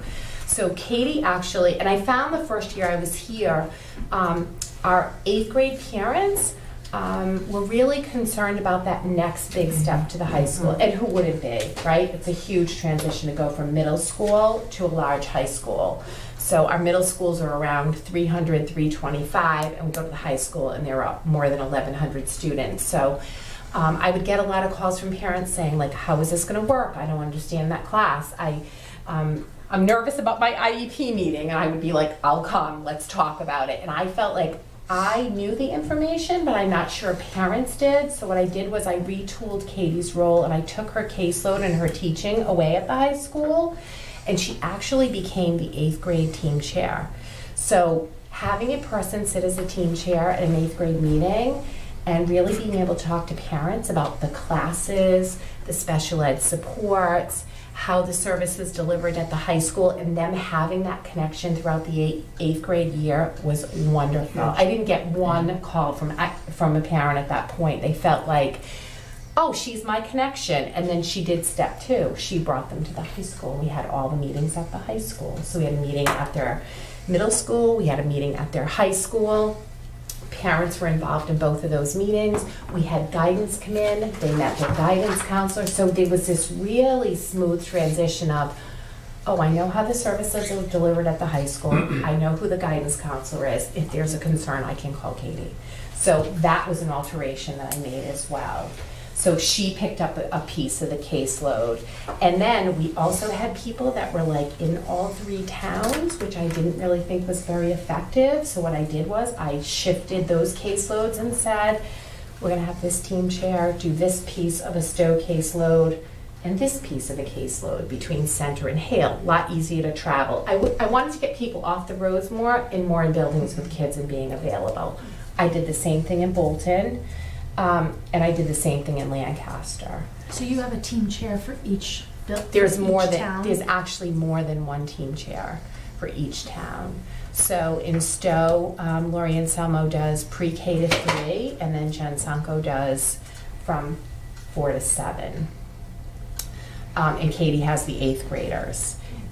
In Bolton, and it depends on numbers. So just know there's numbers games that go with this, because I look at what the caseloads are and I try to make sure that they have the equal amount of cases across the district. So in Bolton, and then we have an early childhood coordinator. I haven't talked about that as well. She does all the preschool meetings. So that wasn't happening in that role prior to me being here. So 2 years ago, when Cindy decided to retire as the early childhood coordinator, it really gave us a chance to look at that role and say, maybe we want to change this. Here's our opportunity to really look at this position. It was really fragmented because team chairs were doing preschool roles, but Cindy was doing early childhood. So we actually joined those together. So now Liz Garaffi does the early childhood role and the play groups and all the preschool meetings. So that's been super helpful as well. And she does that in all 3 towns, but she's also our community connection. She does play groups out in the community, and she supports the play groups that are here. So she's the face of our early childhood, and so people know, oh, I met her at the library. I have a concern, or I have a neighbor that has a concern. I can talk to her. Who do I get in touch with? So she became the link for our preschool. Lori and Selma was doing all that work in all 3 towns. It was too much. And then Lancaster is split. Lori does 3 days in Stow and 2 days in Lancaster, or vice versa, and she does pre-K to 2 in Lancaster. And then Mike Pease works from grades 3 to 7, and he has a small caseload at the high school to help Lauren, because the high school has lots of students, and Lauren Mahoney is the team chair school psychologist. So we really tried to rebalance the role in the last 2 years. This year, Katie has been so excited about our special ed programs that we decided we were going to tweak her role a little more, and she's taken on Pace Middle School, Pace High School, and the Transitions program as the team chair. Pace? What's Pace? Oh, it's our special ed program. You have those brochures. It's at the middle school. It's personalized academic and community experiences at the middle school. And at the high school, it's personalized academics and career education at the high school. Thank you. See, I need her to keep me on track if I talk. And Leah, I'm just thinking too, the other thing that we did is we added some additional clerical support about 2 years ago. 2 years ago maybe. Well, this year's the first time full-time. Last year we added part-time. We added clerical support in the office. And then you'll see when we do our workshop next Saturday that there's some asks in there that will probably move forward that we probably won't cut out right at this point in time. I don't know whether they'll survive, but the asks are there. So, we were talking today, I mean, you never hesitate to ask for what you need. Right. Ever. Right. So that's a positive. I mean, it really is. She's a strong advocate for her program. So more questions? Okay, sorry. No. So I think I answered some of the questions as I went through about that. Some of the questions are about the students that are on IEPs. So out of that 18.5, 1.9 are pre-K and K students, and 16.6% are students in 6 through 22. That's the way the data, just so you know, it's not grade level. We have to aggregate that data for the Department of Ed very differently than you usually see. It's not grade level. It's literally pre-K and K. And then within that 1.9%, there are 6 categories of how we report student services. So it's very, there's a lot involved in how we report that. And then how does that compare to across the state in Massachusetts? Where, in comparison, they're at 18.1 through Massachusetts, and we are at 18.5. And then someone asked, how does that compare to other districts? It's actually a state report. DESE puts out a yearly, Department of Elementary and Secondary Education puts out a yearly report of every school district and what their percentages of special education students are. Mm-hmm. So that's something, if you want me to send you the link, I could do that, and you could look at the different districts. Last year, we were at 17.7%, but please know, as students move in, we had 24 students move in on IEPs. That brings our percentage up. But I could tell you next week it was down. It's like a moving target all of the time. And I also want to mention, when we look at percentage, our district-wide enrollment has decreased over the last 2 years, 156 students. So then it looks like your population has come up because our regular population has gone down. There was a question about percentage of students on IEPs that are full inclusion, partial inclusion versus substantially separate. So I did some data, and 62.5% of our students are in full inclusion, 11% partial inclusion, 5.5% are substantially separate. Like I said before, about 10% pre-K and K, but just be mindful there are 6 categories. So some students might be on an IEP and just coming in for related services like speech, but there are 6 categories in that area. And then 4% of students are out of district, and 7% of students are represented by parents might have a student in private schools, they might homeschool, that might represent proportionate share. We might be only having programmatic responsibility of a student, but they still are in our count. So if they live in our boundaries, but we're not fiscally responsible for them, we still have to programmatically sit and run their IEP meetings. And then some students are in placements determined by other agencies. Some of the other questions. Enrollment for Connections, RISE, and the LINKS program is some of the questions that I have. So our Little Friends program has 8 students. Our Friends program has 4.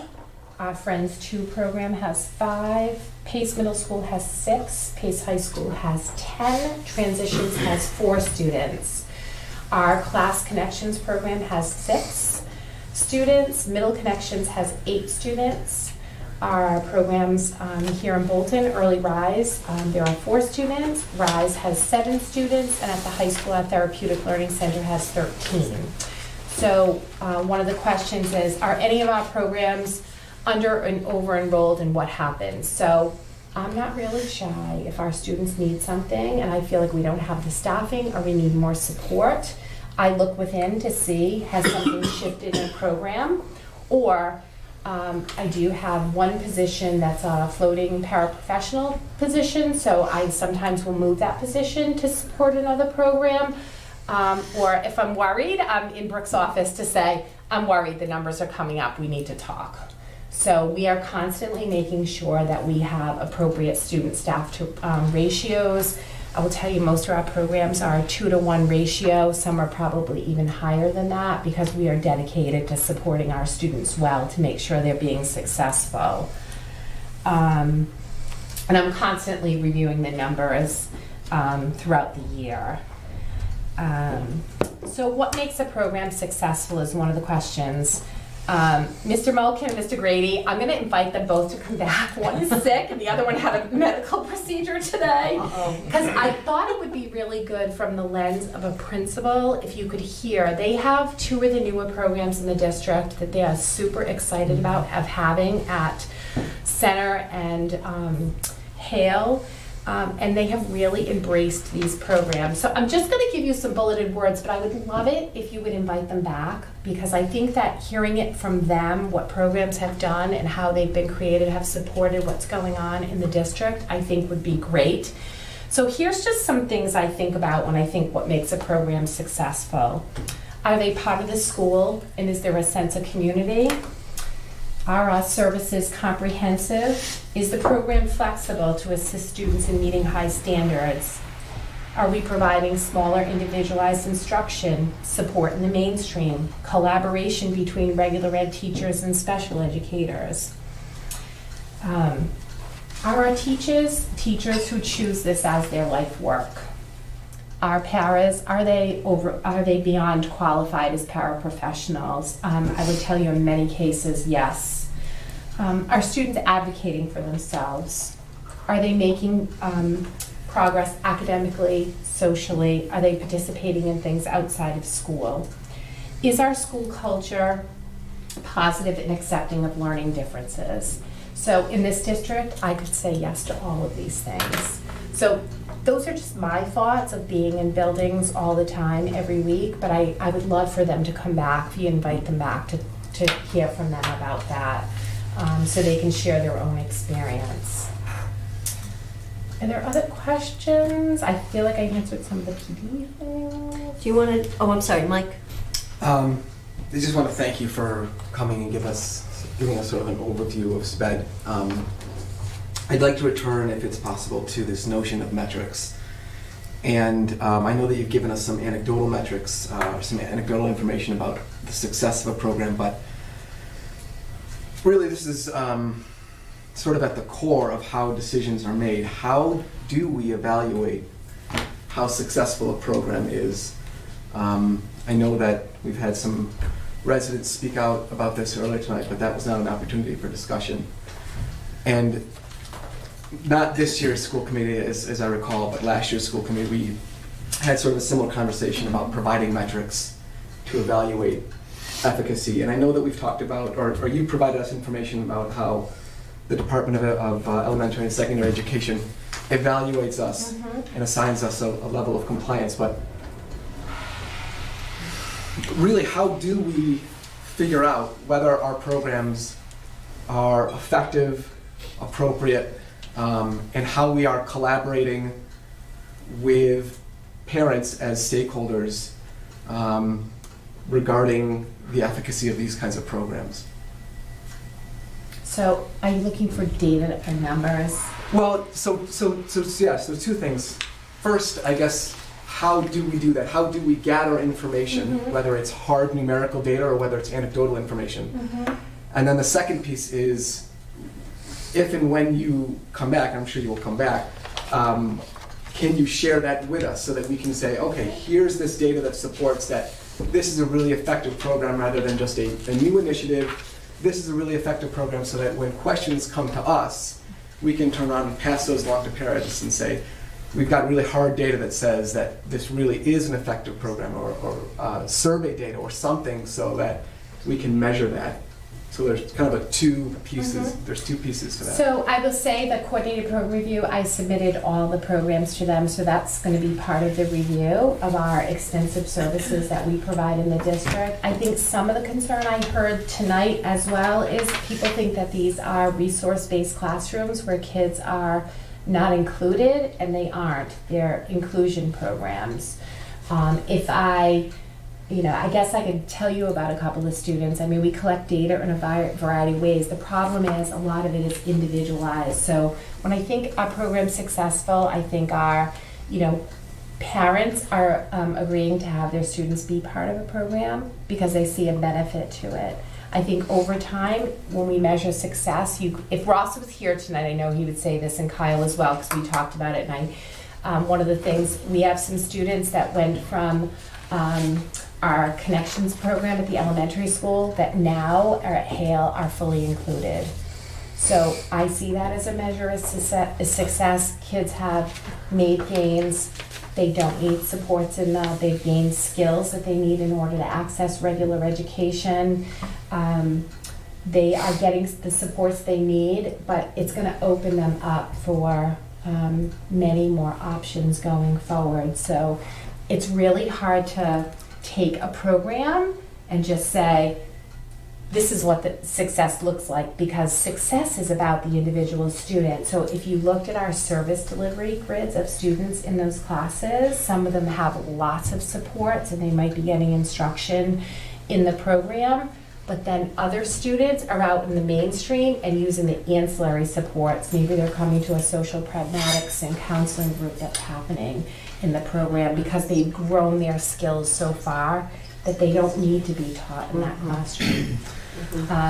So it's, we're evaluated by, the department that they look at all of our programming, and I submitted what you have in front of you today. I've submitted for their review. And I would say, Mike, if people have questions, if somebody came to me with a question about special education, I would tell them to call Joan. Yeah, no, but I guess what I'm saying is, when we're asked to form an opinion about something, as a teacher of science, like the first thing I do is I think data. How are we using data to inform this decision? So, and I guess part of my question is, we have these external mechanisms to review. Do we have internal mechanisms to review? And I don't even know if that's I mean, I don't live in the SPED world. I'm a teacher and I'm involved with SPED, but I don't know the internal components to it. So I don't know how to square that. How we internally evaluate success or effectiveness. What does that look like?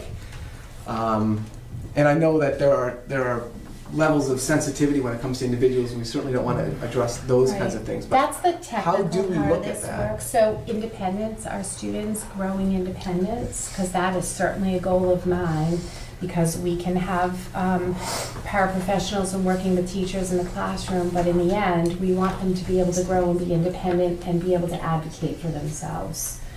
So we look at those pieces. What are growing independence? We had a couple of students who had lots and lots of supports when they were in elementary school. They went over to Kyle's program and they are fully included now. We've had students in our social emotional program. They went to early rise and they went to middle school and they're not part of our social emotional program anymore. So it's how are they growing over time and how are they being included? And it's very individualized per student. So it's tricky. Yeah. But I also look at what's our teacher retention too? Are teachers staying? That's a people being committed and having the supports they need to support the students to be successful. Has to be weighed in. Our teachers love these students. This is their life work. I invited you all, I invited actually last year's school committee to come, but if you want to come and see a program, please come see. And I think that's a great idea, and I hope people will take advantage of that. I know I have, and it's an eye-opener. But I think I'm going to move the discussion without objection. Only because of all these people, you're my favorite. Go ahead. I have one quick video that I would like to I want you to show the video. Okay. Leah, quick question. I think that one question, if I had to push this down to just one question on my very long list. So I'm with you, Mike, and I think that all programs, if we're going to fund them, especially with ratios that you mentioned, I think that we have to defend their effectiveness more concretely than what you just said. So I would encourage the district to defend their programs to the public that is taxpayer dollars are going there. But my other question is, when you have discrepancy between maybe outside testing and internal testing and parents feeling like the placement that has been suggested for their child is not what they want, either because it's out of their town so how do you work with parents within the team meeting and not just tell parents what service you're going to provide, but actually include parents in the conversation around how their child will be placed and do it in such a way that we avoid mediation and even litigation? So I think that teams are charged with difficult conversations, and I think that sometimes parents and team members may not always see through the same lens. So sometimes we have a conversation, we recommend services, parents don't agree or they don't agree with a placement. So parents have options, right? So they can accept an IEP, they can accept part of an IEP, they can reject an IEP. We come back to the table and we talk about what those rejections are thoughtfully. Sometimes teams are at impasse. They really feel like a student needs a service or a certain level of service that a parent might not agree to. There are times if, we might not think it's educationally sound, but if they don't agree with it, we might try to come to meet some middle ground around an IEP service, even if we don't agree. We will note that, though, in the proposal letter, that we don't agree because we're worried the student will not make the progress that we expect them to make with this amount of service. Mm-hmm. But parents also have a right to go through the due process procedure as well. Okay, thank you. Please. Let me make a quick piggyback comment. It's not a question. Go ahead. Thank you. So the same questions around metrics that you guys are sort of asking about have been rolling around in my head too. And I understand that this type of work doesn't really lend itself to quantitative measurement. It's by nature, it's individualized, right? Like an IEP. But in a way, that sort of leads us down a path of testimonials as metrics. And how do you weigh one person's testimonial versus another person's unless you're looking at all of them and then you're sort of taking a percentage. So as a committee, it puts us in a really tough spot when we are allocating resources or voting to approve programs or change programs, when we hear something's working, but then we also hear from not just the people here tonight, but like we get emails that say it's not working. And so that just puts us in a really awkward position. And I think, I don't want to speak for anybody else, but I know I'm just looking for other ways to objectify things, to say it's not just one person's word versus another. It's a team. So that's what I will say to you is the team comes, like I have parents call and will say to me, I don't agree. I can't overturn a team decision by law. A team makes a recommendation around services and placement. If a parent doesn't agree, they can't call me and say, I want you to change that decision, Mrs. DeAngelis. I might say, I'll come to that next meeting and listen to the conversation and see if I can make suggestions. Sometimes we have to agree to respectfully disagree. And the problem is, it is very individualized. There are not two, and I think there's not any two regular ed students that are the same either. We all have strengths and weaknesses, and we make recommendations that we think are appropriate, that will help the student make progress. And I think it's tough work. It's work that I absolutely love, but there were also a lot of hard conversations to be had sometimes. And sometimes not everybody's always in the same place, and sometimes we have to respect that. And there's a process too, if there is an impasse, and it's outlined in the materials that you got. And it is hard. It's not like getting an MCAS report where you can see all the information. It's highly individual. And I think the progress that the students make, and the amount of, I think it's well staffed, the programs are comprehensive, and I think that when there are disagreements, there's certainly, Joan is very accessible, and there's a process that can be followed. And I think some of the data that she did share relative to acceptance of IEPs and the extent to which things go to mediation or IEPs are rejected, I think that's indicative of success and satisfaction. But this has been very comprehensive and very, very appreciated. And if there are items that the committee wants follow-up on, I would welcome you sending me that information. But I do want Joan and Steve, I am going to call on you after I say that. After Steve's comment, I would like you to share the video that you have. Yes, Sure. Steve. My only comment is that this seems to be an unbelievably subjective situation. You probably have each individual child is evaluated and is placed based upon the trained knowledge of the professionals here. It may not always be what I want for my child. And I can certainly understand the parents' rationale for many of their disagreements with the operation.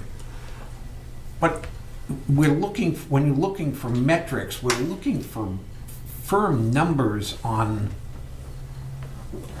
by counting the grains of sand, how many grains of sand are really in the quicksand and how many are not. And I think it's very difficult to quantify, and I'm a quantifier, as you well know, that it's very difficult to quantify this particular segment of the educational program we are trying to provide to our students.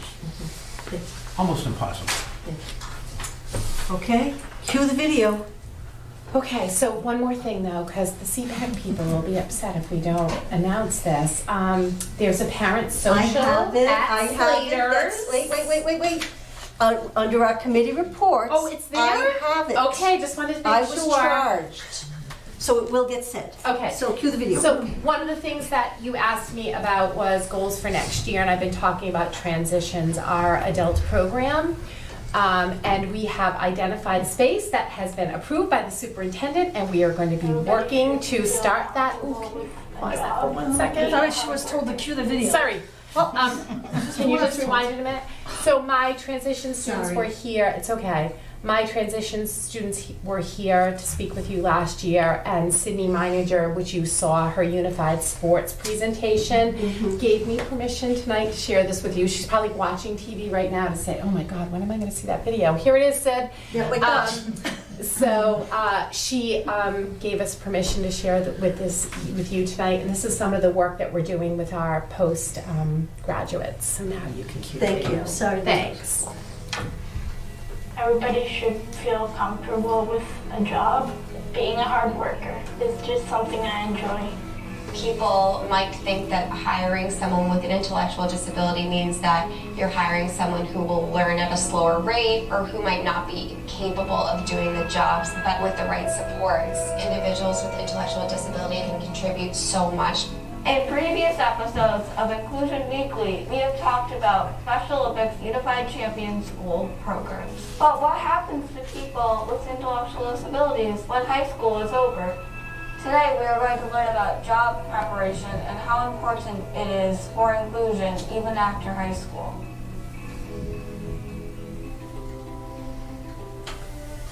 The unemployment rate for people with intellectual disabilities is more than twice as high than individuals without intellectual disabilities. I'm currently in a program where I go to all different kinds of job sites and learn about employment skills. We go to 2 retirement homes and help set the dining room for lunch and then help clean. And I help out at a unified gym. We are here today to meet Brendan and see why it is important for him to have a gym for people with and without intellectual disabilities. Initially, I was going to school for special education because I knew I wanted to work with people with disabilities, so tried to figure out a way that I could incorporate both, like my love for teaching and my love for fitness. When the right environment's created and when the correct supports provided, people are very capable. I was running the Special Olympic programs in the area, and I wanted to create a gym where those athletes could work out, so I started kind of figuring out how to start a business that could incorporate athletes with and without disabilities. Sid's been great with inventory, just kind of filling in some of the tasks that takes a little bit off my plate. Some employers see the disability first and they don't consider the skills they may have. The reality is they're still able even though they may not see that in them. I don't want people to look at someone with a disability as less capable. I just want them to look at it as like, what do I need to do to set them up for success?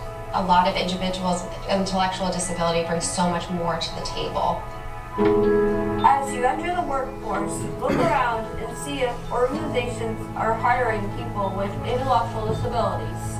Remember, you and people you know will be in hiring positions and able to make a difference. So talk to your bosses or even your parents about the importance of inclusion in the workplace.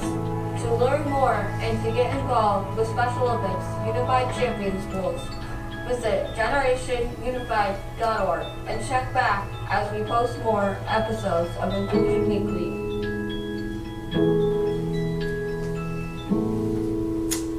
Thank you. Awesome. Thank you, Thank you Joe. so much, Joe. Thanks, Joe. Thank you. I know we went way over time. I do think this is an important part of our programming, and many times school committees don't have the big picture, the full understanding. With anything, as a teacher, I heard more from people who weren't happy with me than people that were, but it's all part of the mix, and we want to learn how we can get better, but it's also important to identify those things that are going well and the strengths that we can build on. So thank you, Joan, and as I said, if there are more questions that folks want to do as a follow-up, please send those to me, and we will make sure that we get you those answers. Okay, great. And if Thanks a there's lot. something I didn't answer tonight, I did prepare to answer all those questions, so I can send those responses along as well. Very good. And you're gonna stay up here for early education, just really quickly, we're gonna Sure, just I do. feel like I covered that with the preschool. but you Actually, know, I think you probably pretty much did, but I think, Pat, you're gonna come up and Yeah. talk about Preschool proposed tuition increase. Yeah. Okay, thank you. And the other thing that I would want the school committee to know too is the trending that we're seeing right now for the free full day pay for next year is pretty much spot on with what we thought we would be seeing. A little bit of a spike up right now in Bolton and a little bit of a spike in Lancaster. Stow is exactly where we predicted it. So just two little spikes right now, but nothing that you look at, so we have to have another classroom or anything like that. Just little spikes up in numbers, that's all. Okay, thank you. And so we're going to talk just really quickly about the proposed pre-K tuition.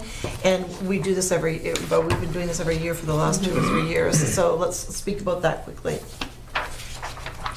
So I looked at the expenditures for this year and last year, and we determined that it is really a good idea to continue to increase the tuition for the preschool program by 2%, which most of the program, the costs involved in the program are the salaries. And because we have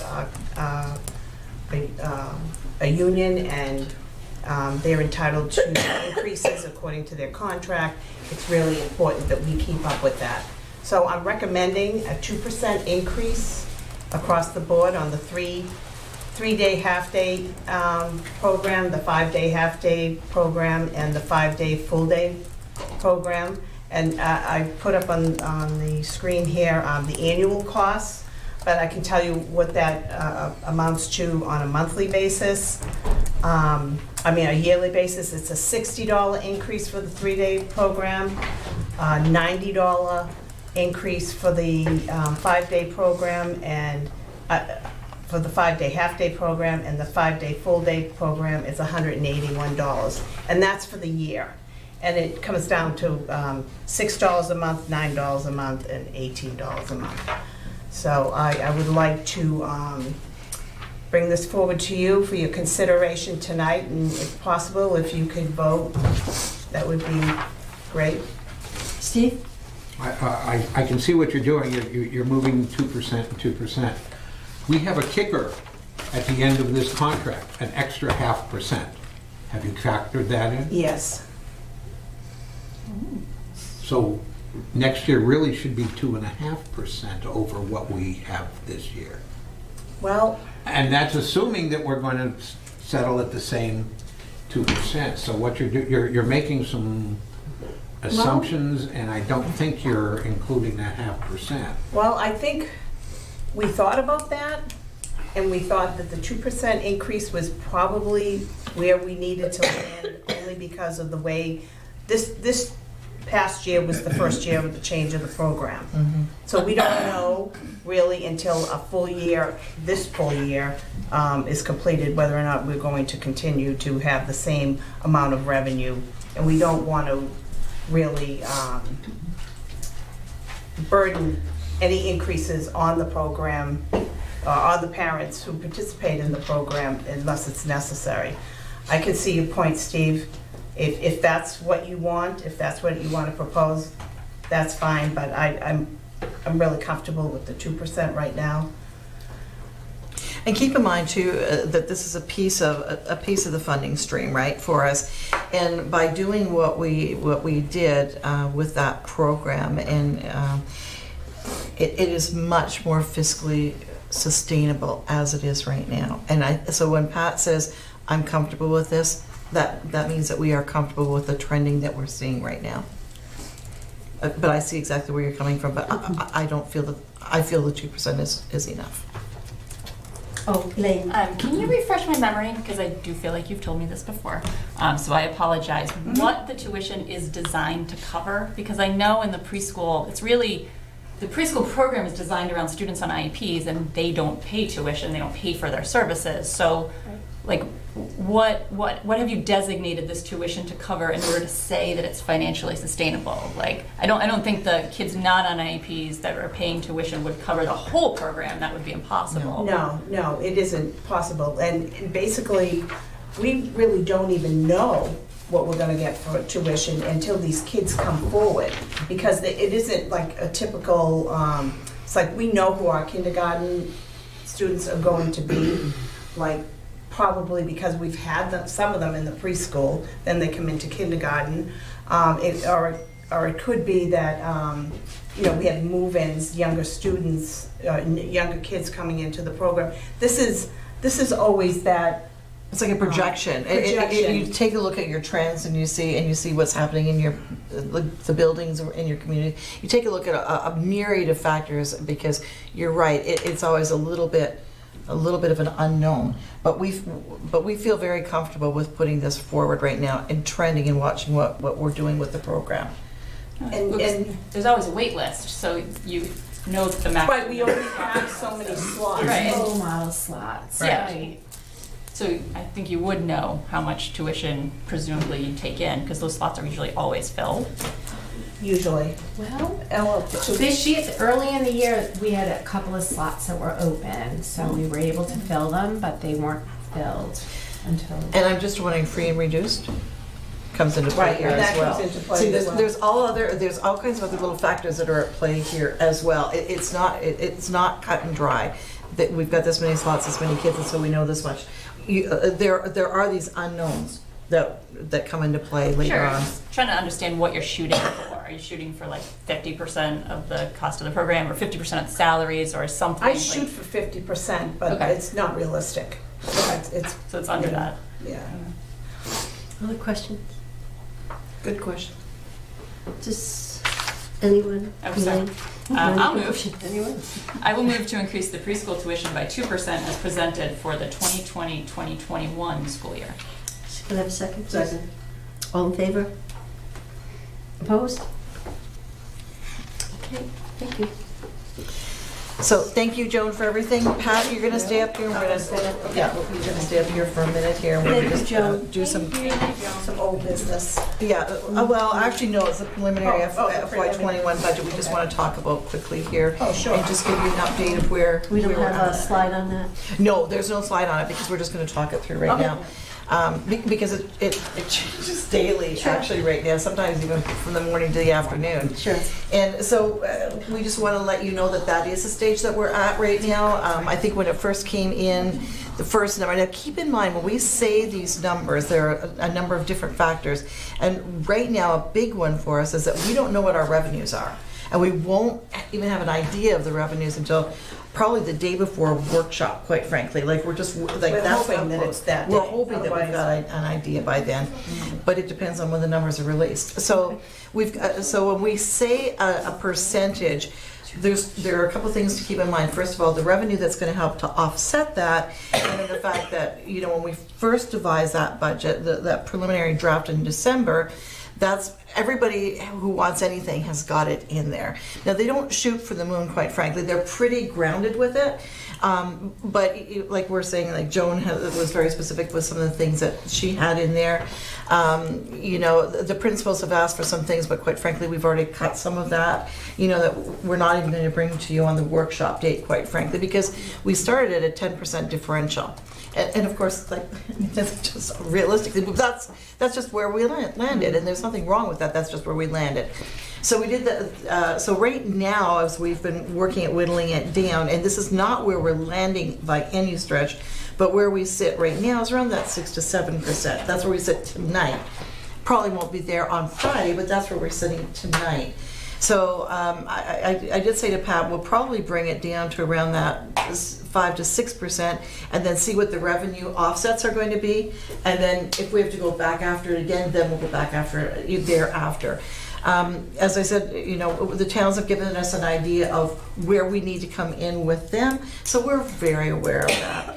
So that's kind of a broad overview of where we're at as we sit here tonight for our numbers. So it's ebb and flow. Right, and we've done our first deep dive as a group, Michelle and Superintendent Clenchy and myself, Michelle Cody from my office, and we've already looked at bringing some of the costs down, or some of the asks down. I think it was like a million something. Yeah, I think we looked at, I mean, we give them that opportunity to request things, and, you know, some things we say, why weren't we doing that all along, or, yeah, that makes sense, or whatever. We allow them that type of opportunity. But again, what I want to say to you is we're waiting for these state numbers. And these state numbers, there's two-faceted. There's, and that's how they affect your assessments in your member towns. And the one piece of it is the minimum local contribution. And they've made some changes there. It's a key item for this year's budget. We don't know how that's going to be affected in our budget. We don't know if some of the communities are going to have major changes, little changes, no changes at all. We really don't know. And then again, we're expecting at least minimum cost of living raise in Chapter 70. Again, those changes to that formula of Chapter 70 may affect us, you know, that we don't get any additional revenue. I'm hoping that's not the case, but we just, you know, being very cautious on identifying things in the budget that we can move out if we have to, and make sure that we hit that target number. we're also looking to see if there'll be some changes in circuit breaker that are on the horizon. And I know if you were reading the MASC, the MASC bulletin that went around today that was talking about, I mean, both circuit breaker, we're taking a very close eye to, and regional transportation is another Regional one. transportation as You well. know, and we're waiting to see how ESSA affects all of this, like the new school act. So, you know, and the foundation review and how that's playing into this. So we've got a number of key indicators right now that we're watching to see that we have no idea how it's going to flush its way out. That's why I said I think we'll kind of, when we hit around that real 5 to 6%, we're going to sit and wait and see what happens with the revenue and how it can offset the budget numbers, and then we'll make some decisions from there. We still have work to do. I know that this is a really lengthy process, and I noticed in the parking lot it says that we're scheduled for our final vote on March the 11th. I wonder if that is a soft or hard deadline? I believe that's the hard deadline. Regional agreement. Yeah, because I think by charter we have to have it done by the 13th, right? Okay.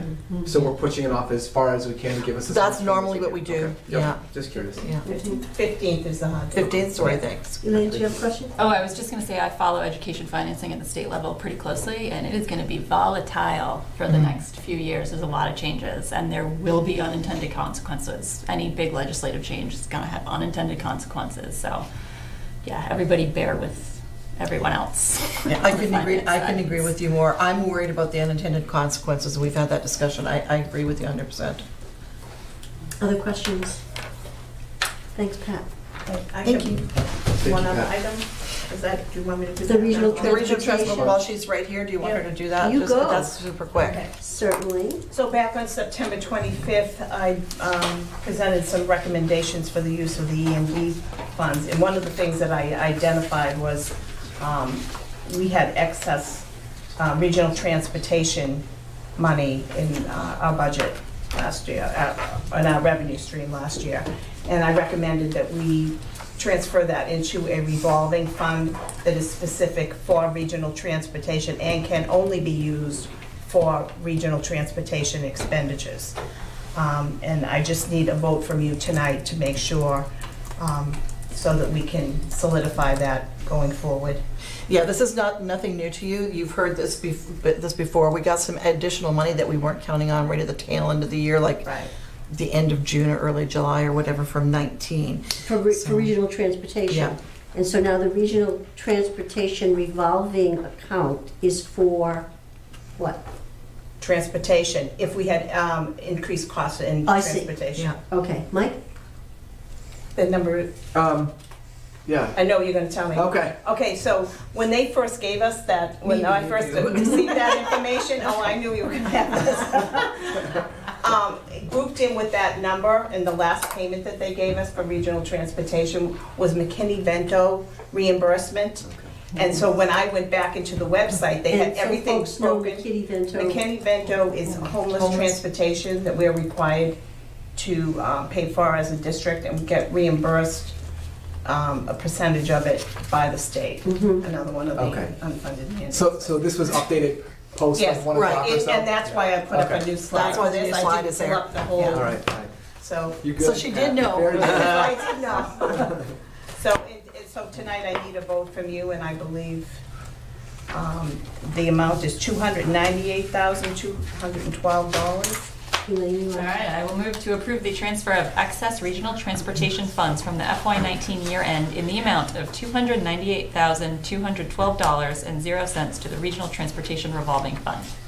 may I have a second? Second. Any discussion? All in favor? Opposed? Thank you, Pat. Thank you, Pat.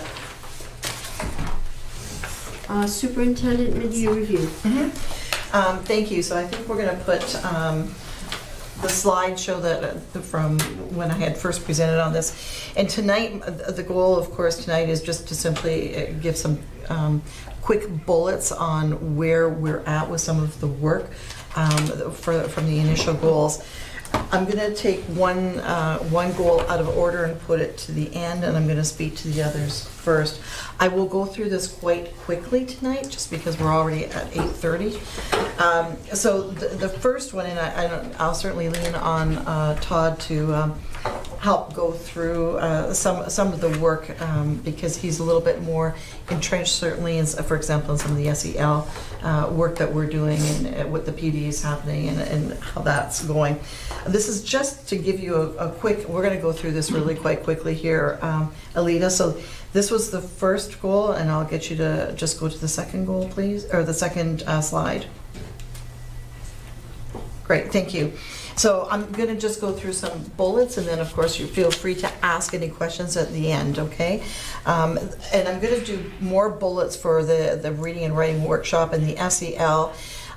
The actual high school goal with the link to the MSBA, I'm actually going to talk more about that when we go into new business, even though it really belongs here.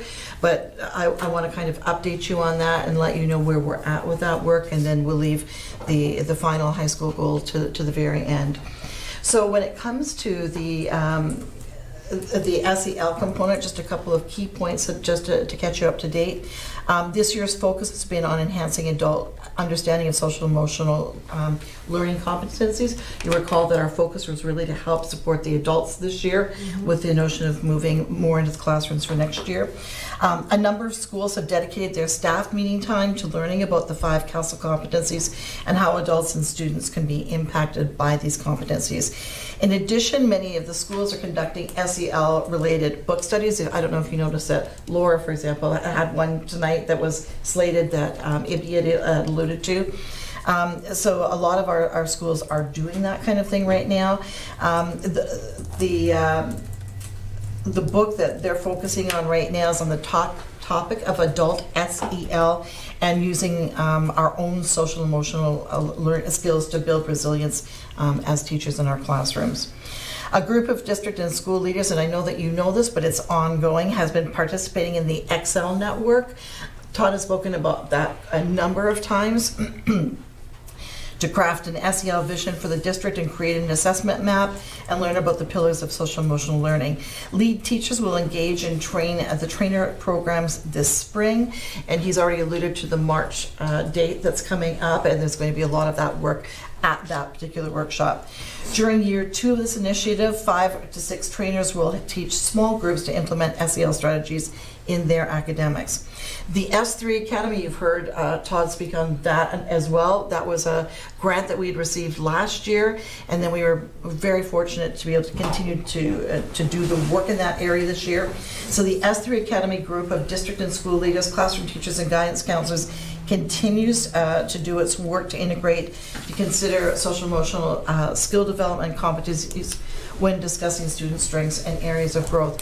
And you'll recall that we had spoken about the fact that the schools were each, our elementary and middle schools were all aligning to submit and implement their own SEL programs. You remember us talking about that early on in the year. So that work is continuing. And he just wrote on my note here to say, remember that our speaker for next year is secret, so we can't share that. But know that the work is solidified. solidified. We are very excited to have that individual come. So that's kind of where we are with the SEL. So basically the work is ongoing. You can see that it's ongoing. We continue the work for professional development with our train the trainer folks, and we're pushing it out, and we're really excited. And the goal too is to provide a lot of this at the March PD Day, so there'll be some of those train the trainer sessions so that our district faculty can attend them, and we're bringing in people from the outside as well as people on the inside, so that people like you and people in the community can come and participate in those kinds of things and the district initiatives that we're doing. So, and we have a really nice blend of people from the outside blend. and people from the inside that are doing this work. So it's really exciting to work to watch unfold right now. So that just gives you a flavor of that. I'm going to keep going here. So forward thinking about the new high school space and learning environments, we'll speak to that when we talk about it in new business, but know that that work is exciting, it's ongoing, it has started. We've had some meetings, and as I say, I'll speak to that a little bit more, so we'll just push forward. I'm gonna come back to the next goal after we go through that one. There we are, thanks. So this is the writing workshop that the work has continued, and we're in our final phase of that. And this year you'll recall that we were really putting the focus on the middle school. You'll recall that we have a department chair, Kim Early, that's coming in that works part-time now for us on site here. She's phenomenal. I can't wait to have her present for you because we're thrilled with the work that she's doing. I love her energy. She's a visionary and she sees exactly where we want to go with and it. She's on that high school team, the visioning team that we're working with Jake Foster on. So it's a beautiful tie-in for us. So for K-5, the K-5 teachers have continued working with literacy consultant. We had two. Right now we're working with just the one as we wrap this up. Tammy Mulligan to implement the reading and writing workshop and the Lucy Calkins literacy units. This year's PDs are being comprised of whole group PD sessions during our early release days and site visits and coaching days at each school where small groups have worked with Tammy on topics including opinion and informational writing, conferring with groups of children, and conducting interactive read-alouds. For grades 6 to 8, which you knew that's where our focus was going to be this year, the teachers began working with the Teaching and Learning Alliance this fall to implement the teaching and writing workshop model and the Lucy Calkins literacy units at the middle school. Teachers worked in whole group sessions during PD and early release days, and they've recently learned about creating effective mini lessons and have taught mini lessons during the TLA site visits and coaching days. And I think Kim has been really instrumental in some of this work. She's doing a super job with that as well. The high school teachers have been working with consultant Kate Roberts, author of A Novel Approach. And this is also something very dear to Kim's heart. And actually I attended part of one of her sessions this year at the high school. Teachers are working in their job-alike groups to create progressions of reading skills, and these charts will help teachers assess students' reading skills and guide the teacher and student to push the students' thinking to the next level. We also have 2 additional high school teachers who attended a National Council of Teachers and English Conference in Baltimore in December. And these teachers have shared out new tools, texts, and lessons, and they'll be presenting at the March 6th. So again, that's where you can see that our teachers are internally doing some work as well as the outside coming in to help provide professional development. And then additional special educators, literacy specialists, and EL teachers have participated in workshops that help them connect their instruction for intervention to the general classroom work with literacy and the workshop model. So that's in essence where, I know these are snapshots, I'm trying to talk quickly. So that's a snapshot of what's going on with this.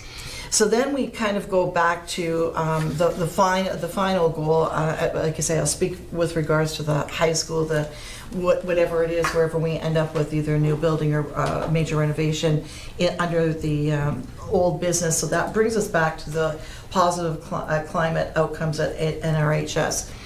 And of course, when you look at what we've been through, since the fall through, obviously you kind of have to stop take a look and say, okay, where are we heading? Can we continue on the pathway that we were continuing on?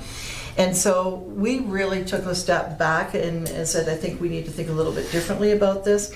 John Doria had come in and started work with the teachers and the administration and the leadership team. We did bring that to a bit of a halt, and we did a bit of a debrief session and a discussion with him in December. And we talked about our concerns at that point in time. He talked about his concerns, whether this was something to continue on right now with, because really the model that he was bringing is really intended for our high school administration interlinking with our staff, right? That was the whole vision. With that kind of just not really stopped completely, but halted for the minute, we said we would do a revisit with him in late January and see where we felt the school was at, where the staff was at. So that's where that piece kind of landed. The other pieces that kind of flowed into this was, I know that, for example, you went and met with the PLT because we've got a student PLT group. And I think, Mary, you may have gone to? No, Elaine. No, it was just Elaine and Kathy. So that happened. We have also sat down with students as well as teachers. Steve and I were saying yesterday was the first Brooke-free day at the high school since this all went down. And he said to me today, when he called, he said, do you realize that yesterday was the first day? And he was right. So I keep teasing and saying I might as well have an office up there right now, but because that is where, and we've had that discussion as an administrative team, as the principals, and said this is the focus for this year right now. This is where I need to be spending most of my time. So it isn't going how we had initially planned by any stretch of the imagination. We had to turn a different corner. One of the things that I'm going to have Todd talk about, because we've spoken to students about this, is what are other things that we can do? What are other things that we can look at? We do have some contractual, I would say, obligations that kind of hold us back a little bit from doing some things that we would like to do. That's not a negative. That's just the reality of where we're at. So we started looking at some different, that's for staff. So we looked, but it would include students. So we started to look at some different things. Do you want to just speak for a minute about that? Sure. I mean, we talk about culture and climate at the high school, and we had a chance to meet, with students, and we've, been brainstorming a variety of ideas. And, we talked about the high school administration a little bit in flux, and, we kind of throwing around ideas around empowering students. And really putting groups of, I was also in one of the student voice sessions as well, and got an opportunity to listen. But we had an idea to kind of get a group of students together from the high school and really kind of send them out to some schools that are initiating programs that are student voice and student based. So, for example, I know of a school that has a peer leaders program. And that's really their advisory program, because that program works for that particular school, and it's the juniors and seniors who are really modeling for the freshmen and sophomores who come in and really kind of owning the mission, the vision of that school. So our idea is really to have some kids research some area schools that they want to go visit and actually talk with other students, because when it's built from the ground up from students, they own it. And you walk into some of those buildings, and you can just feel the vibe. You can feel that vision coming from students. So that's one around student leaders, student ownership, and really whether that's advisory or whatever that might look like. We've talked a lot about co-teaching. We're doing a tremendous amount of it at our middle schools, and how and why that can't bleed more into our high school. We certainly have the programming for it. So these meetings that we're having with Jake Foster when he comes in, we talked a lot about learning space and what that looks like, and we're a little bit, hands are a little bit tied over at that high school, because there isn't a tremendous amount of open space to have those co-taught interdisciplinary classes. And so we're looking at, how to redesign space, or if we were to get new space, a new building, what does that look like? Because we do have some opportunities over there for courses that are supposed to be taught in an interdisciplinary fashion, but you've got one teacher on the third floor and one teacher down in the basement, and it's hard to do that. The work around interdisciplinary, as I mentioned, I've spoken before about the idea of pathways and really making sure that we're college and career ready. I think the design thinking process that Mary Murata has brought in and Melissa Foley-Praco, the students talked a lot about those design thinking projects. I think you saw the article in the paper around the library project. That was fabulous. That came from our Stow. students. Actually, Elaine attended that as well. Yeah. And as I said, Jake's meeting with us tomorrow at 8:30 again. We've got another visioning meeting. He's planning on spending the day at the high school tomorrow. He wants to just spend the day and get a sense of what this culture looks like, what this climate looks like, so he can give more, kind of like a John Dioria would do, but he's really going to be spending time with kids and with staff. So those are kind of where we're at and kind of shifting gears at the high school. And next meeting, Grace is going to join us with her teacher mentor, Melissa, that made me think of it. And she is one of our key writers for the Chieftain Press.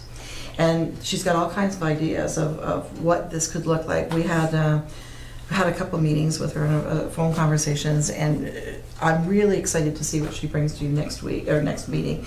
So, we talk about student voice, student communication, that kind of thing, and how does this flow. So I think what we're doing is we're really looking where we see opportunities, we're trying to capitalize on them. Mm-hmm. So that's kind of a broad stroke overview. And we've got teachers and students, we want to get out to other buildings and, to look at what are new and cutting edge and new building spaces looking like right now. This is kind of. And we'll talk about that a little bit more when we talk about the MSBA, when we go into that discussion under old business. So that's a broad stroke overview of where we're at. Mm-hmm. Any questions for Brooke? Mike?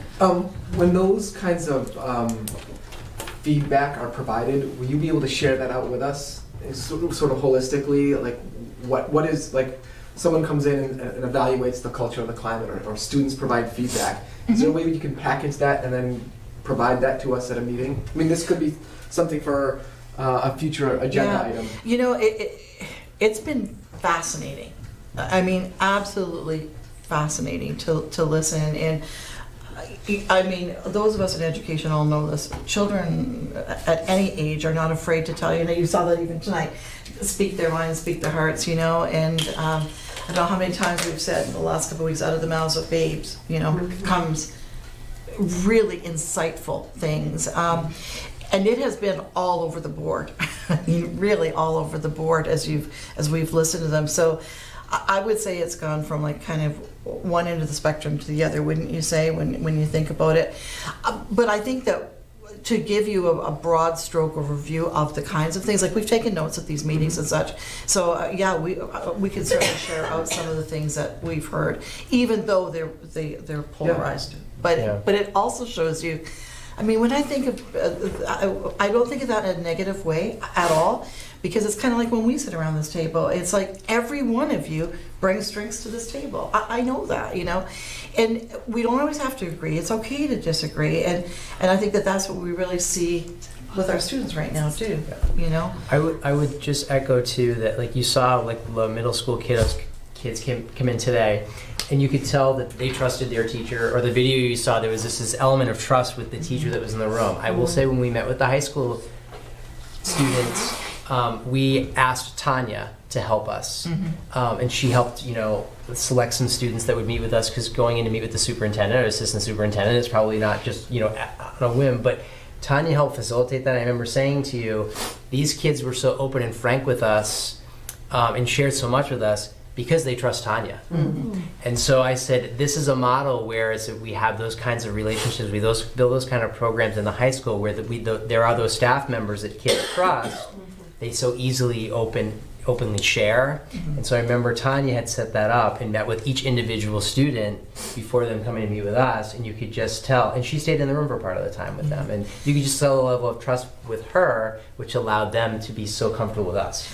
I think following along that too, Mike, to your question, I mean, the discussions I have with the staff, to be honest with you, most of those are pretty confidential, to be honest with you. I would feel that I would be betraying their trust if I put out some of the things that they've shared, to be honest with you.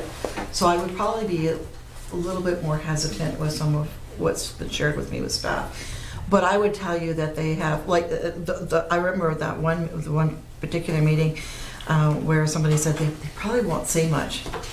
That couldn't have been further from the truth. They had much to say, you know, and very, very positive and insightful and just really, really so articulate. But I would tell you, the staff, don't hesitate to share either. Don't hesitate at all. And it's been interesting, especially, you know, when I think to, you know, let's say maybe late October, early November, and where we were at then versus like middle of December versus like now, you know, and you can see a definite change. Like you just can, and positively, you know. So I guess I would say yes. I would certainly report some things out to give a flavor, but probably not all things, because I think some of it's just far too personal. Sure. Yeah, that makes sense. Other questions? I was actually going to ask a question about trust, so that was a good segue. I think it's safe to say that trust was broken in a lot of different places. So what are some of the specific things that you're doing to kind of rebuild trust between all the different groups? There's students and teachers, there's teachers and administration, there's students and administration. It's sort of all around, even the broader community.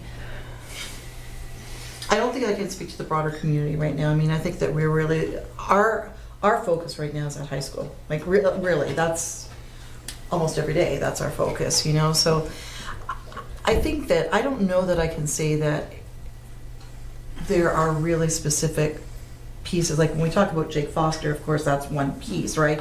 And that was something, quite frankly, we'd planned that long before January. I mean, we'd planned that back in the summer, you know, and it just came into play, and it just happens that the work that he's doing is really work that we need beyond the obvious building component, you know. I think that like through this fall too, we've done a lot of unpacking first. You know, definitely. It took us a while to finally say, you know what, that school needs kind of like a dean. And the gentleman that we put in that position has great relationships with students in that building, and that's been a fantastic match so far. Yeah, and you're absolutely right. And actually, that was even, I mean, this isn't really what you're asking, but it kind of ties in with what you're asking. No different than Patrick Perkins' piece, you know. And so when we reached out to Patrick, it was because he was a seasoned administrator in this district as principal and assistant principal for years and years. I mean, most of his career is here. He's retired and he's still working. He's still working for us. And truthfully, we had already kept him on anyway, because when you talk about trust, Patrick was somebody we felt we could trust. And so we had some areas inside of the central office, for example, that we needed somebody we felt could be really trustworthy to deal with some of the things that he's since taken on. He was the perfect fit for us. When we looked at Hale, you know, Kyle had come forward, and he knew that Patrick was the person that he wanted over there. So we knew that Patrick already had a relationship with students over there. And so for us, even though he didn't have the qualification for 10 to 12, he had it to 9. And we looked, I mean, we sat down as central office, and, you know, Anne-Marie and I, and with Patrick, and said, okay, all it's going to take is one test for you to get this next, like, just go out and write it, and we'll be done with this. And so we knew that. We even had conversations with DESE on this, you know, so they knew what we were doing. So that for us was a fit of the puzzle. And I've said this before around this table with a different committee, but I've always felt that particular building in this particular era needed more administration than it had. And so when the notion of having a dean of students there that could just help with discipline, we knew that person didn't need a certification beyond what they already had. So, and we were looking for somebody that we felt could relate really well with kids and who already had trust relationships built, which is exactly what he said. So when Jamie's name came up, it was like, yes, you know what, that makes a lot of good sense. Steve fitting into that picture was also very purposeful because he's been there for 28 years. Steve Conning, who you met tonight, 28 years he's been in that school. He knows every pocket, every hole, everything good, everything bad. He knows that building inside out. And I remember the first time I talked to him and about the possibility of him stepping into this position. And he said, I don't know that this is what I'm meant for, but if you think I can do it and you can help to support, I'm willing to try it. And I would tell you, I think he's doing a fantastic job, you know. And it hasn't been easy because we've had a couple of really serious discipline things happen in the last 4 weeks, you know. So it was definitely, baptism by fire for him. But he knew most of those parents. He knew the kids inside out. He has such a passion for kids. We had minimal issues with that whole process. But I would also say, for example, when I can't remember what it was that we were working on, and the whole team sat around the table. Jamie was there, I was there, Joan was in and out. We called Joan in on a couple of occasions.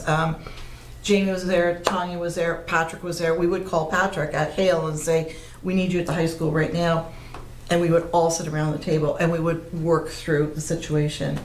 So it was really nice to see that team, that administrative team, work as a team. The fact that they trust each other, I think, was incredibly helpful. So it's rebuild. There's no two ways about it. It's just a rebuild right now, and I think that we're doing the best we can with it. And we're making March 6th too. We're trying to incorporate a lot of that into the March 6th PD sessions. Like we have restorative justice coming, which is a big program around healing after, we've got mindfulness in the age of digital distraction, healthy balance. We've got a lot of those kinds of sessions coming on in March as well, so that teachers have that full day to take opportunity of what they want to take opportunity of. And add to their tool bag. Yeah. Their toolkit. So that's a general idea. That's where we're at. Other questions, Leah? So perhaps it is because of the disruption administration that, like you said, pause is kind of where we are right now in rebuilding. I know that I've had a lot of constituents reach out to me, and there was a good deal of online conversation regarding, maybe this is just a future agenda item, but regarding drug use at the high school and where we are with that. I'm happy to speak to that now. Actually, if you'd like to. Yeah, sure. So we have had, and I said to Steve, I said, this is not something we're shoving under the carpet. This has happened, and I have grave concerns, in particular because of the ages of these kids. And when you're caught selling drugs, and I want to put this out there tonight. I'm glad you brought it up, because I think sometimes we get, as a culture, maybe lax in areas that we should never become lax in.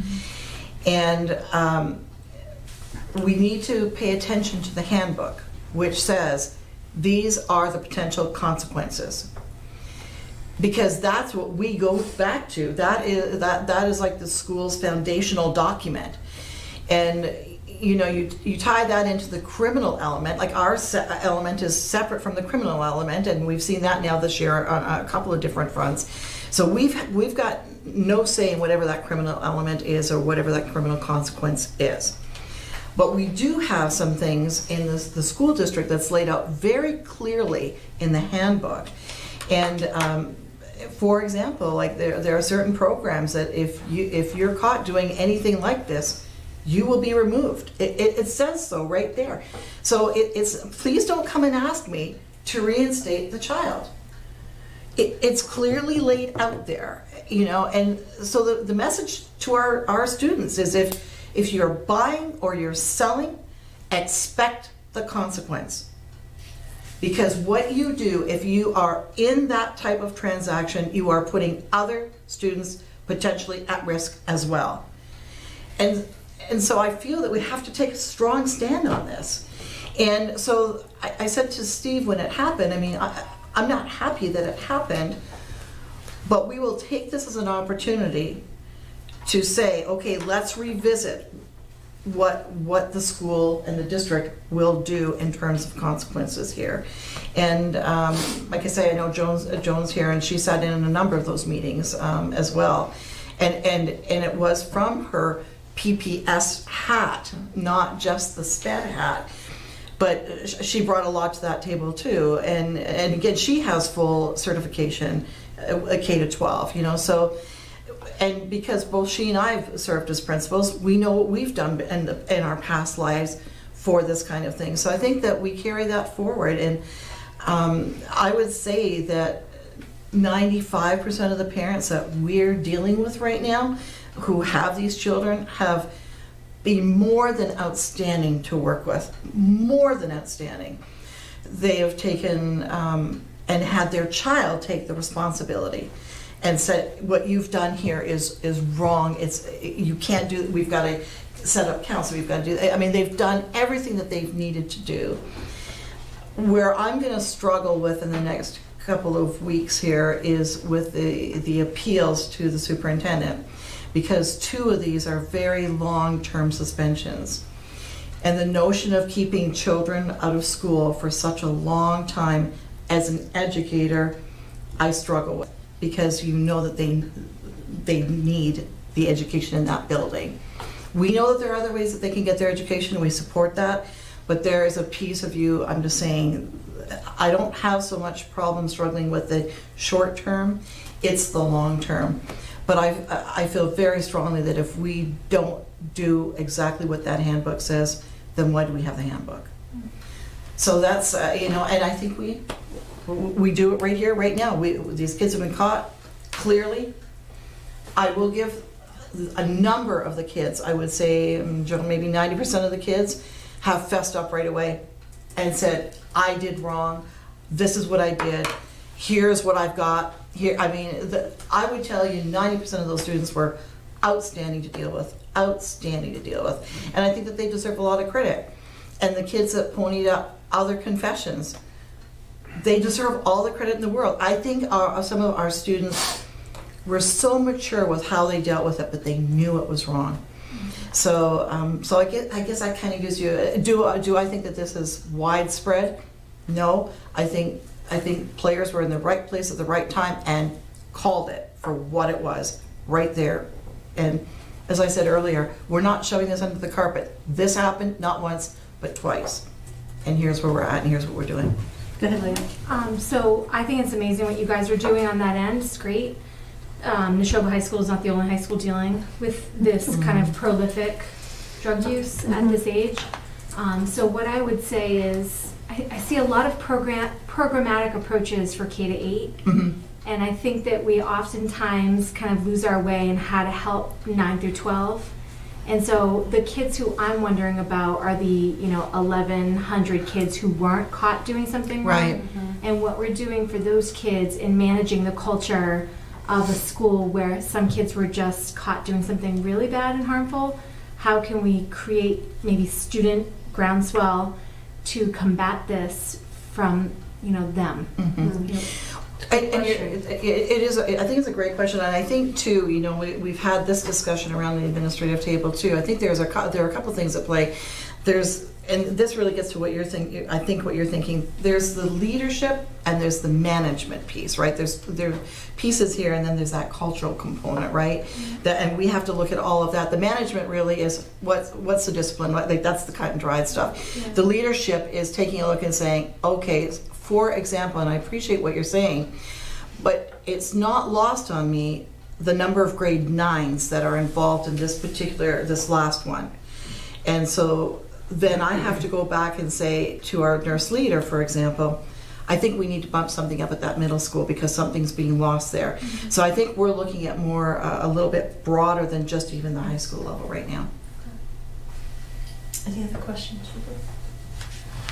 Thank you, Brooke. Yeah. And I know it's a tough It's a tough topic, but I would echo what Leah said. This is not unique to NASHOBA. It's not. And it's something that I think that to your point, that kids have to realize how serious it is, and it is breaking the law, and of course It's not breaking a school joke. rules is not a joke. But to Leah's point, what are the things we can put in place to support the kids who are not inclined to that, but how do you make it? I think of the DARE program, and I know that's not in vogue anymore, but it's just a good the point. idea that you learn to say no, or you learn to discourage kids. And I'm thinking about the program that Todd was talking about in terms of the peer leaders, because kids influence other kids. And it's good for a kid through the course of the day, a freshman to have a junior that they connect with and look up to. So if these are things that we're going to look into and hopefully implement in the future, I think those are all really positive. So thank you, and thanks for the thoughtful conversation. The other thing I mentioned too, one of the things that impressed me when we're talking to our kids is our grade 12 students, who, by the way, one of the great gifts, I mean, as weird as this sounds, one of the great gifts of meeting with students is they stay in touch with you after, right? So I get emails now from them, hey, I'm out there, do you want to come see me about, which is fine. But one of the things I really respected was from our grade 12 students who said, we want to do some things now for the younger kids. What does that look like? So taking that level of responsibility culturally, I thought was really impressive. It is such a great high school. We just cannot ever lose sight of that. So, thank you. Thank you.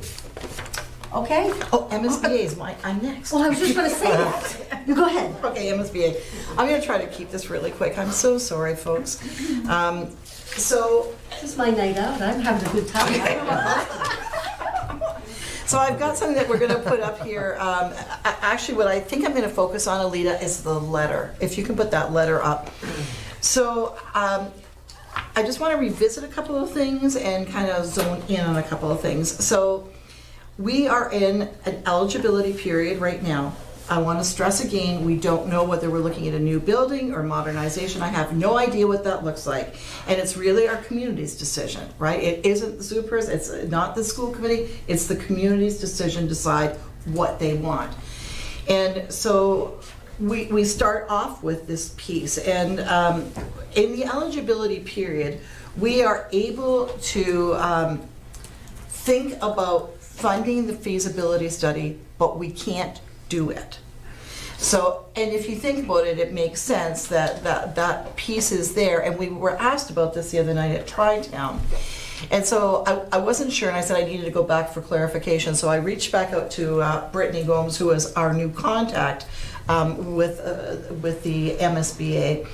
And she's the one who sent this letter. And when we open it, I just want to review a couple pieces of that letter. Of course, it's not going to open quickly tonight. It's tired. It's down there. It's right there. Yeah, it's down there. It's just not opening. I'm going to read some of it while she's working at getting, so that we're not sitting here for 5 or 10 minutes unnecessarily. So I just want to revisit the invitation into the eligibility period is not an invitation to the feasibility study, right? So they're separate things, but we can queue ourselves up and get ourselves ready. And that's exactly what we were going to do, whether we got queued up or not, right? Which is why we talked to Jake way back in the summer about starting his process in January. So that's the first piece. But what we can do is get our ducks in a row and be all set. And then when the MSBA takes their vote to tell us we can do the feasibility study, we're all set. So that's a piece. The other piece is that we don't really start working with MSBA until July 1st or June 1st? I think it's June 1st, 2020. And it is June 1st, 2020. And it's because these 11 projects are all staggered, right? Of the 61 that applied and the 11 that got in, they're all staggered at different points in time. Ours starts June 1st. So there's a 270-day time period thereafter that kicks in effective that June 1st, 2020. And there's work inside of these modules, and there are dates that you have to get these things all done by. I think there might be 8 or so of them there. And so we'll have to do that. But we have until February 26th, 2021 to have that funding basically in place, to say, yes, we've taken the vote with our communities, we're ready to go, and then we can push go. So in meeting with our town managers the other day, we talked, and this was from their perspective, which may not be your perspective, so I'm not trying to influence this at all, but they said, why don't we do the vote at the next town meeting in the spring? Why don't we put that out there? We're not borrowing right now. We're not doing anything. We're just saying, yes, we're ready, so that when MSBA takes their feasibility study vote, we're set to go.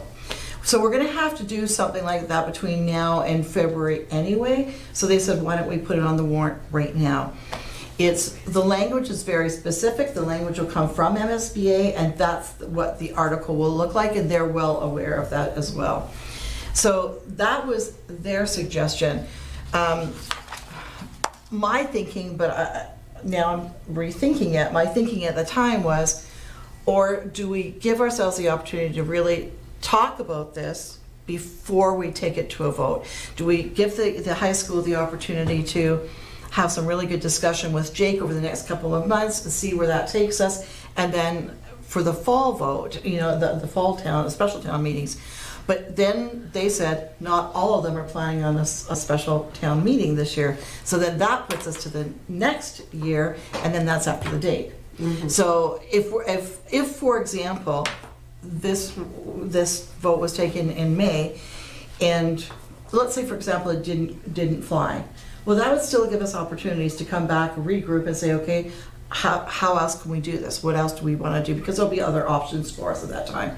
And MSBA will help to walk us through that if that happens. But quite frankly, the town administrator said, we think the communities this is not a surprise to anyone. We think that they'll be supportive of it. We would tell you that you might want to think about doing it at the next meeting. So I bring that to you tonight. I don't have an amount. I'm not asking you to take a vote. And when I checked with Brittany, I don't need a vote. I just need direction from you to go. But what I don't have tonight is to say it'll be 1.2 million or 1.1 million or whatever. I will work with Brittany, who's got the seasoning in this at MSBA, and she'll come back and say, for a building around this size or what, you probably need this type of money. So I would bring that to the January 29th meeting and say, here is the amount that MSBA recommends that we go forward to request from our communities. We would look at doing a borrowing, in essence. And my understanding, but please don't take this to the bank or any bank right now, is that, I would assume that the first payment probably wouldn't happen until the year thereafter, right? Just no different than where we sit right now with the leach field and oil tank. Mm-hmm. And then that kind of gives you the opportunity to be planful, and our towns to be planful of what that first payment looks like. But then eventually, of course, it all ties back in with the project. So it's going to need that money up front to get us kickstarted into this. Mm-hmm. Steve? Do all three towns have to say yes? Or if we have a problem, can we do the nuclear option, or, I'm just asking. I probably wouldn't have gone there tonight, but to be honest with you, 16N is an option for us. Because it's borrowing, my understanding would be that it would have to be all three communities. But 16N is out there, we know that. Mary? So this wouldn't be considered beginning a process before the June 1st? So no, it's okay. I made sure. Okay. Because I'm so petrified that we stay exactly as MSBA wants us to. No, and I have the paper trail that says that. Okay. That says, you can go out to get organized to do the borrowing now. Okay. Sure. Yeah, just so I'm clear on the mechanics here, just so I understand. We're talking about another warrant article on town meeting warrants this spring. Right. Seeking authority for the district to once again go out and borrow for this project? For the feasibility study. For the feasibility study. Yeah, just for the feasibility study, not for the project itself. Okay, Just feasibility And study. roughly, what would that be? Probably, I'm assuming, because we've had the numbers bantered about 1.1, 1.2 million that's the number that's been bantered about. I don't know as I sit here tonight. I will know Okay. on January 29th. And That's one total, la- not for each town, right? No, that's total. Okay, so one last question. You said you broached the subject with the town administrator? Okay, all three? All three. Okay, and they suggested that, They did. okay. Can you Collectively. finish your sentence? I'm sorry. No, we're on the same wavelength right here. She knows exactly. I know where he's going, yeah. Yeah, so I just want to be clear. Yes. So- And I'll just make, so when you say all three, you're including So- the town of Lancaster, the town Orlando, administrator, Orlando correct? sat to my right, Okay. Don Lowe sat across from me, Bill Wrigley sat to my left, and I sat at. All right, I gotta go get my Kevlar, so. We'll be prepared, Joe, don't All worry. right, I'm ready You and- for it. it's you I'm and ready. me. I'm ready. So this is just information for us Tonight is just informational. I know that I'll come back on January 29th. Okay. And I think I just wanted to put it out there so that I didn't want to do let's put it out there and tell me yes tonight. I wanted you to go back and think about it. And, you know, as Steve said, there will be other options if this doesn't fly. Okay. But I'm hoping that's not the case. Right, okay. And we will all be prepared to present at town meeting when the occasion arises. That's correct. Okay. Thank you. Just Leah? a mechanical question too. What's the deadline for getting something onto or creating? Yeah, well, again, they've, when our town administrators start this process, they start to put placeholders in, and so right now there's a placeholder for it. So we'll come back now in with the specifics, and it's generally around late March, I think, when it has to be all, I mean, they've got a placeholder in there for our budget right now, for example. They've got an amount. It's not the real amount, but they've got a placeholder in there of a ballpark of what it is. Okay. Okay. Can I? Yes, go Can I ahead, make John. one suggestion? Sure, If of we're gonna do course. this- If we're gonna do this again this year? Just a suggestion, Yeah. and I'll put it out, and I'm saying it for you specifically and generally for the members from the other towns. I think it would behoove us, if we're going to do this, that we do a preliminary presentation in front of our select boards prior to each town meeting. Therefore, that way, when we get to town meeting, you'll have a select board and administrator who knows exactly what we're doing and exactly what, because I think our big problem last year was that I'm not sure if the select board and the FinCom were completely, And I wired wasn't in. as prepared as I should have No, been, no, so I'm no, gonna take a no, hit no, for no, that. nobody's, no, I just, I know what you're saying, Yeah, and I yeah. think that, I think that's a good idea. And if, Yeah, and to be honest with you, we would have done that anyway, because we do go around, I mean, we're getting lined up now with our meetings for our FinComs and all the other groups that we go around to meet with. I know you get sick of me saying it, because like I say, you do things different here, and I know you get sick of me saying it, but I feel again, we all bring our own experiences, Sure. and my experience tells me that if you have the select boards and the FinCom's approval and recommendation, it goes a long way to securing the approvals. actually, in some towns, when these warrant articles come up, they actually say the FinCom recommends, the select board recommends. They don't do that in these towns, but I've seen it done in other towns. Stow does that. They do it. FinCom does, Stow yeah. does it, yeah. Okay, so we don't do that. No, but as we discussed it. Oh, yeah, but no, I there's- absolutely there's- agree. There's reasons for it, there's compelling reasons why you don't put that on there, because people will take the position that, especially the proponents of the article, that if the select board in Lancaster says, no, we don't approve that, it works against us. So some people like to keep it neutral until you get to the town Sure. meeting, yeah. So. But I would agree with you, and that's probably, to be honest with you, Joe, that's probably one of the reasons why I was thinking, can we push it out a little bit so Yeah. that nobody felt pushed? Yeah.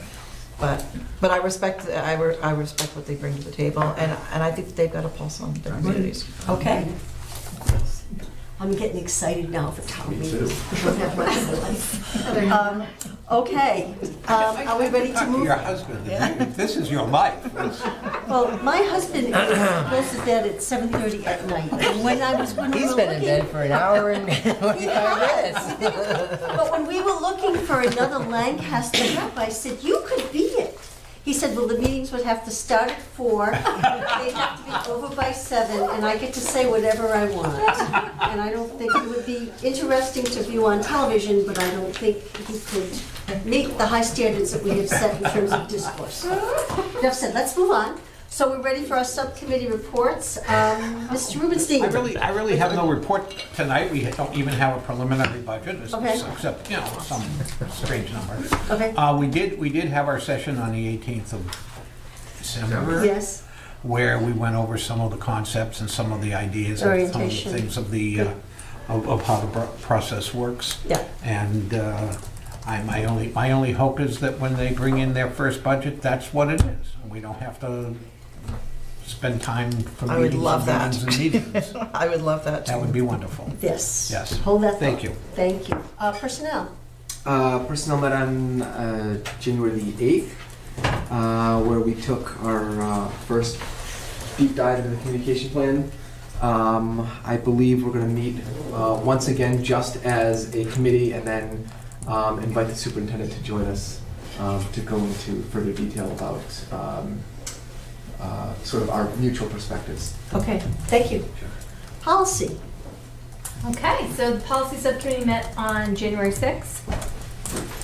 We have a few things here to share out with you guys. We're excited that MASC is in possession now of all of our policies. We're waiting on that. We also had a pretty detailed conversation around our policy regarding student voice. And Kathy and I are going to investigate ways that we can kind of renovate the way that students are represented on this committee, maybe interfacing with the student leadership apparatus at the high school, and how we can best represent the students here at the school committee level and hear from them. We also are considering, we started a preliminary conversation around policies regarding curricula and how we can interface there. And then we also have religious holiday observance protocols in our sites and how the school calendar can represent those diverse observances. Okay, thank you. CPAC events. So there are some upcoming CPAC events. February 2nd, there will be a parent social at Slater's in Bolton from 5 to 8 p.m. And then these are events scheduled for the next few months, and the dates and times will be still to be determined. So in February, there will be a presentation. It's a movie about autism, and it's called Life Animated. In March, there's a presentation about transition planning, and I would imagine that's from the middle school to high school. And a second presentation will be either about dyslexia or executive functioning. In April, there is a presentation entitled Screenagers, and that's a movie. And then Very good. Very good. Yeah. in May, a meeting and social, the business meeting, and bowling night. So that sounds exciting, and we will share with you the dates and times as we learn what they are. Okay, so let's see, consent agenda. All right, I move to approve the consent agenda of January 15th, 2020, containing the warrants of January 17th, 2020, and the meeting minutes of December 18th, 2019. Second.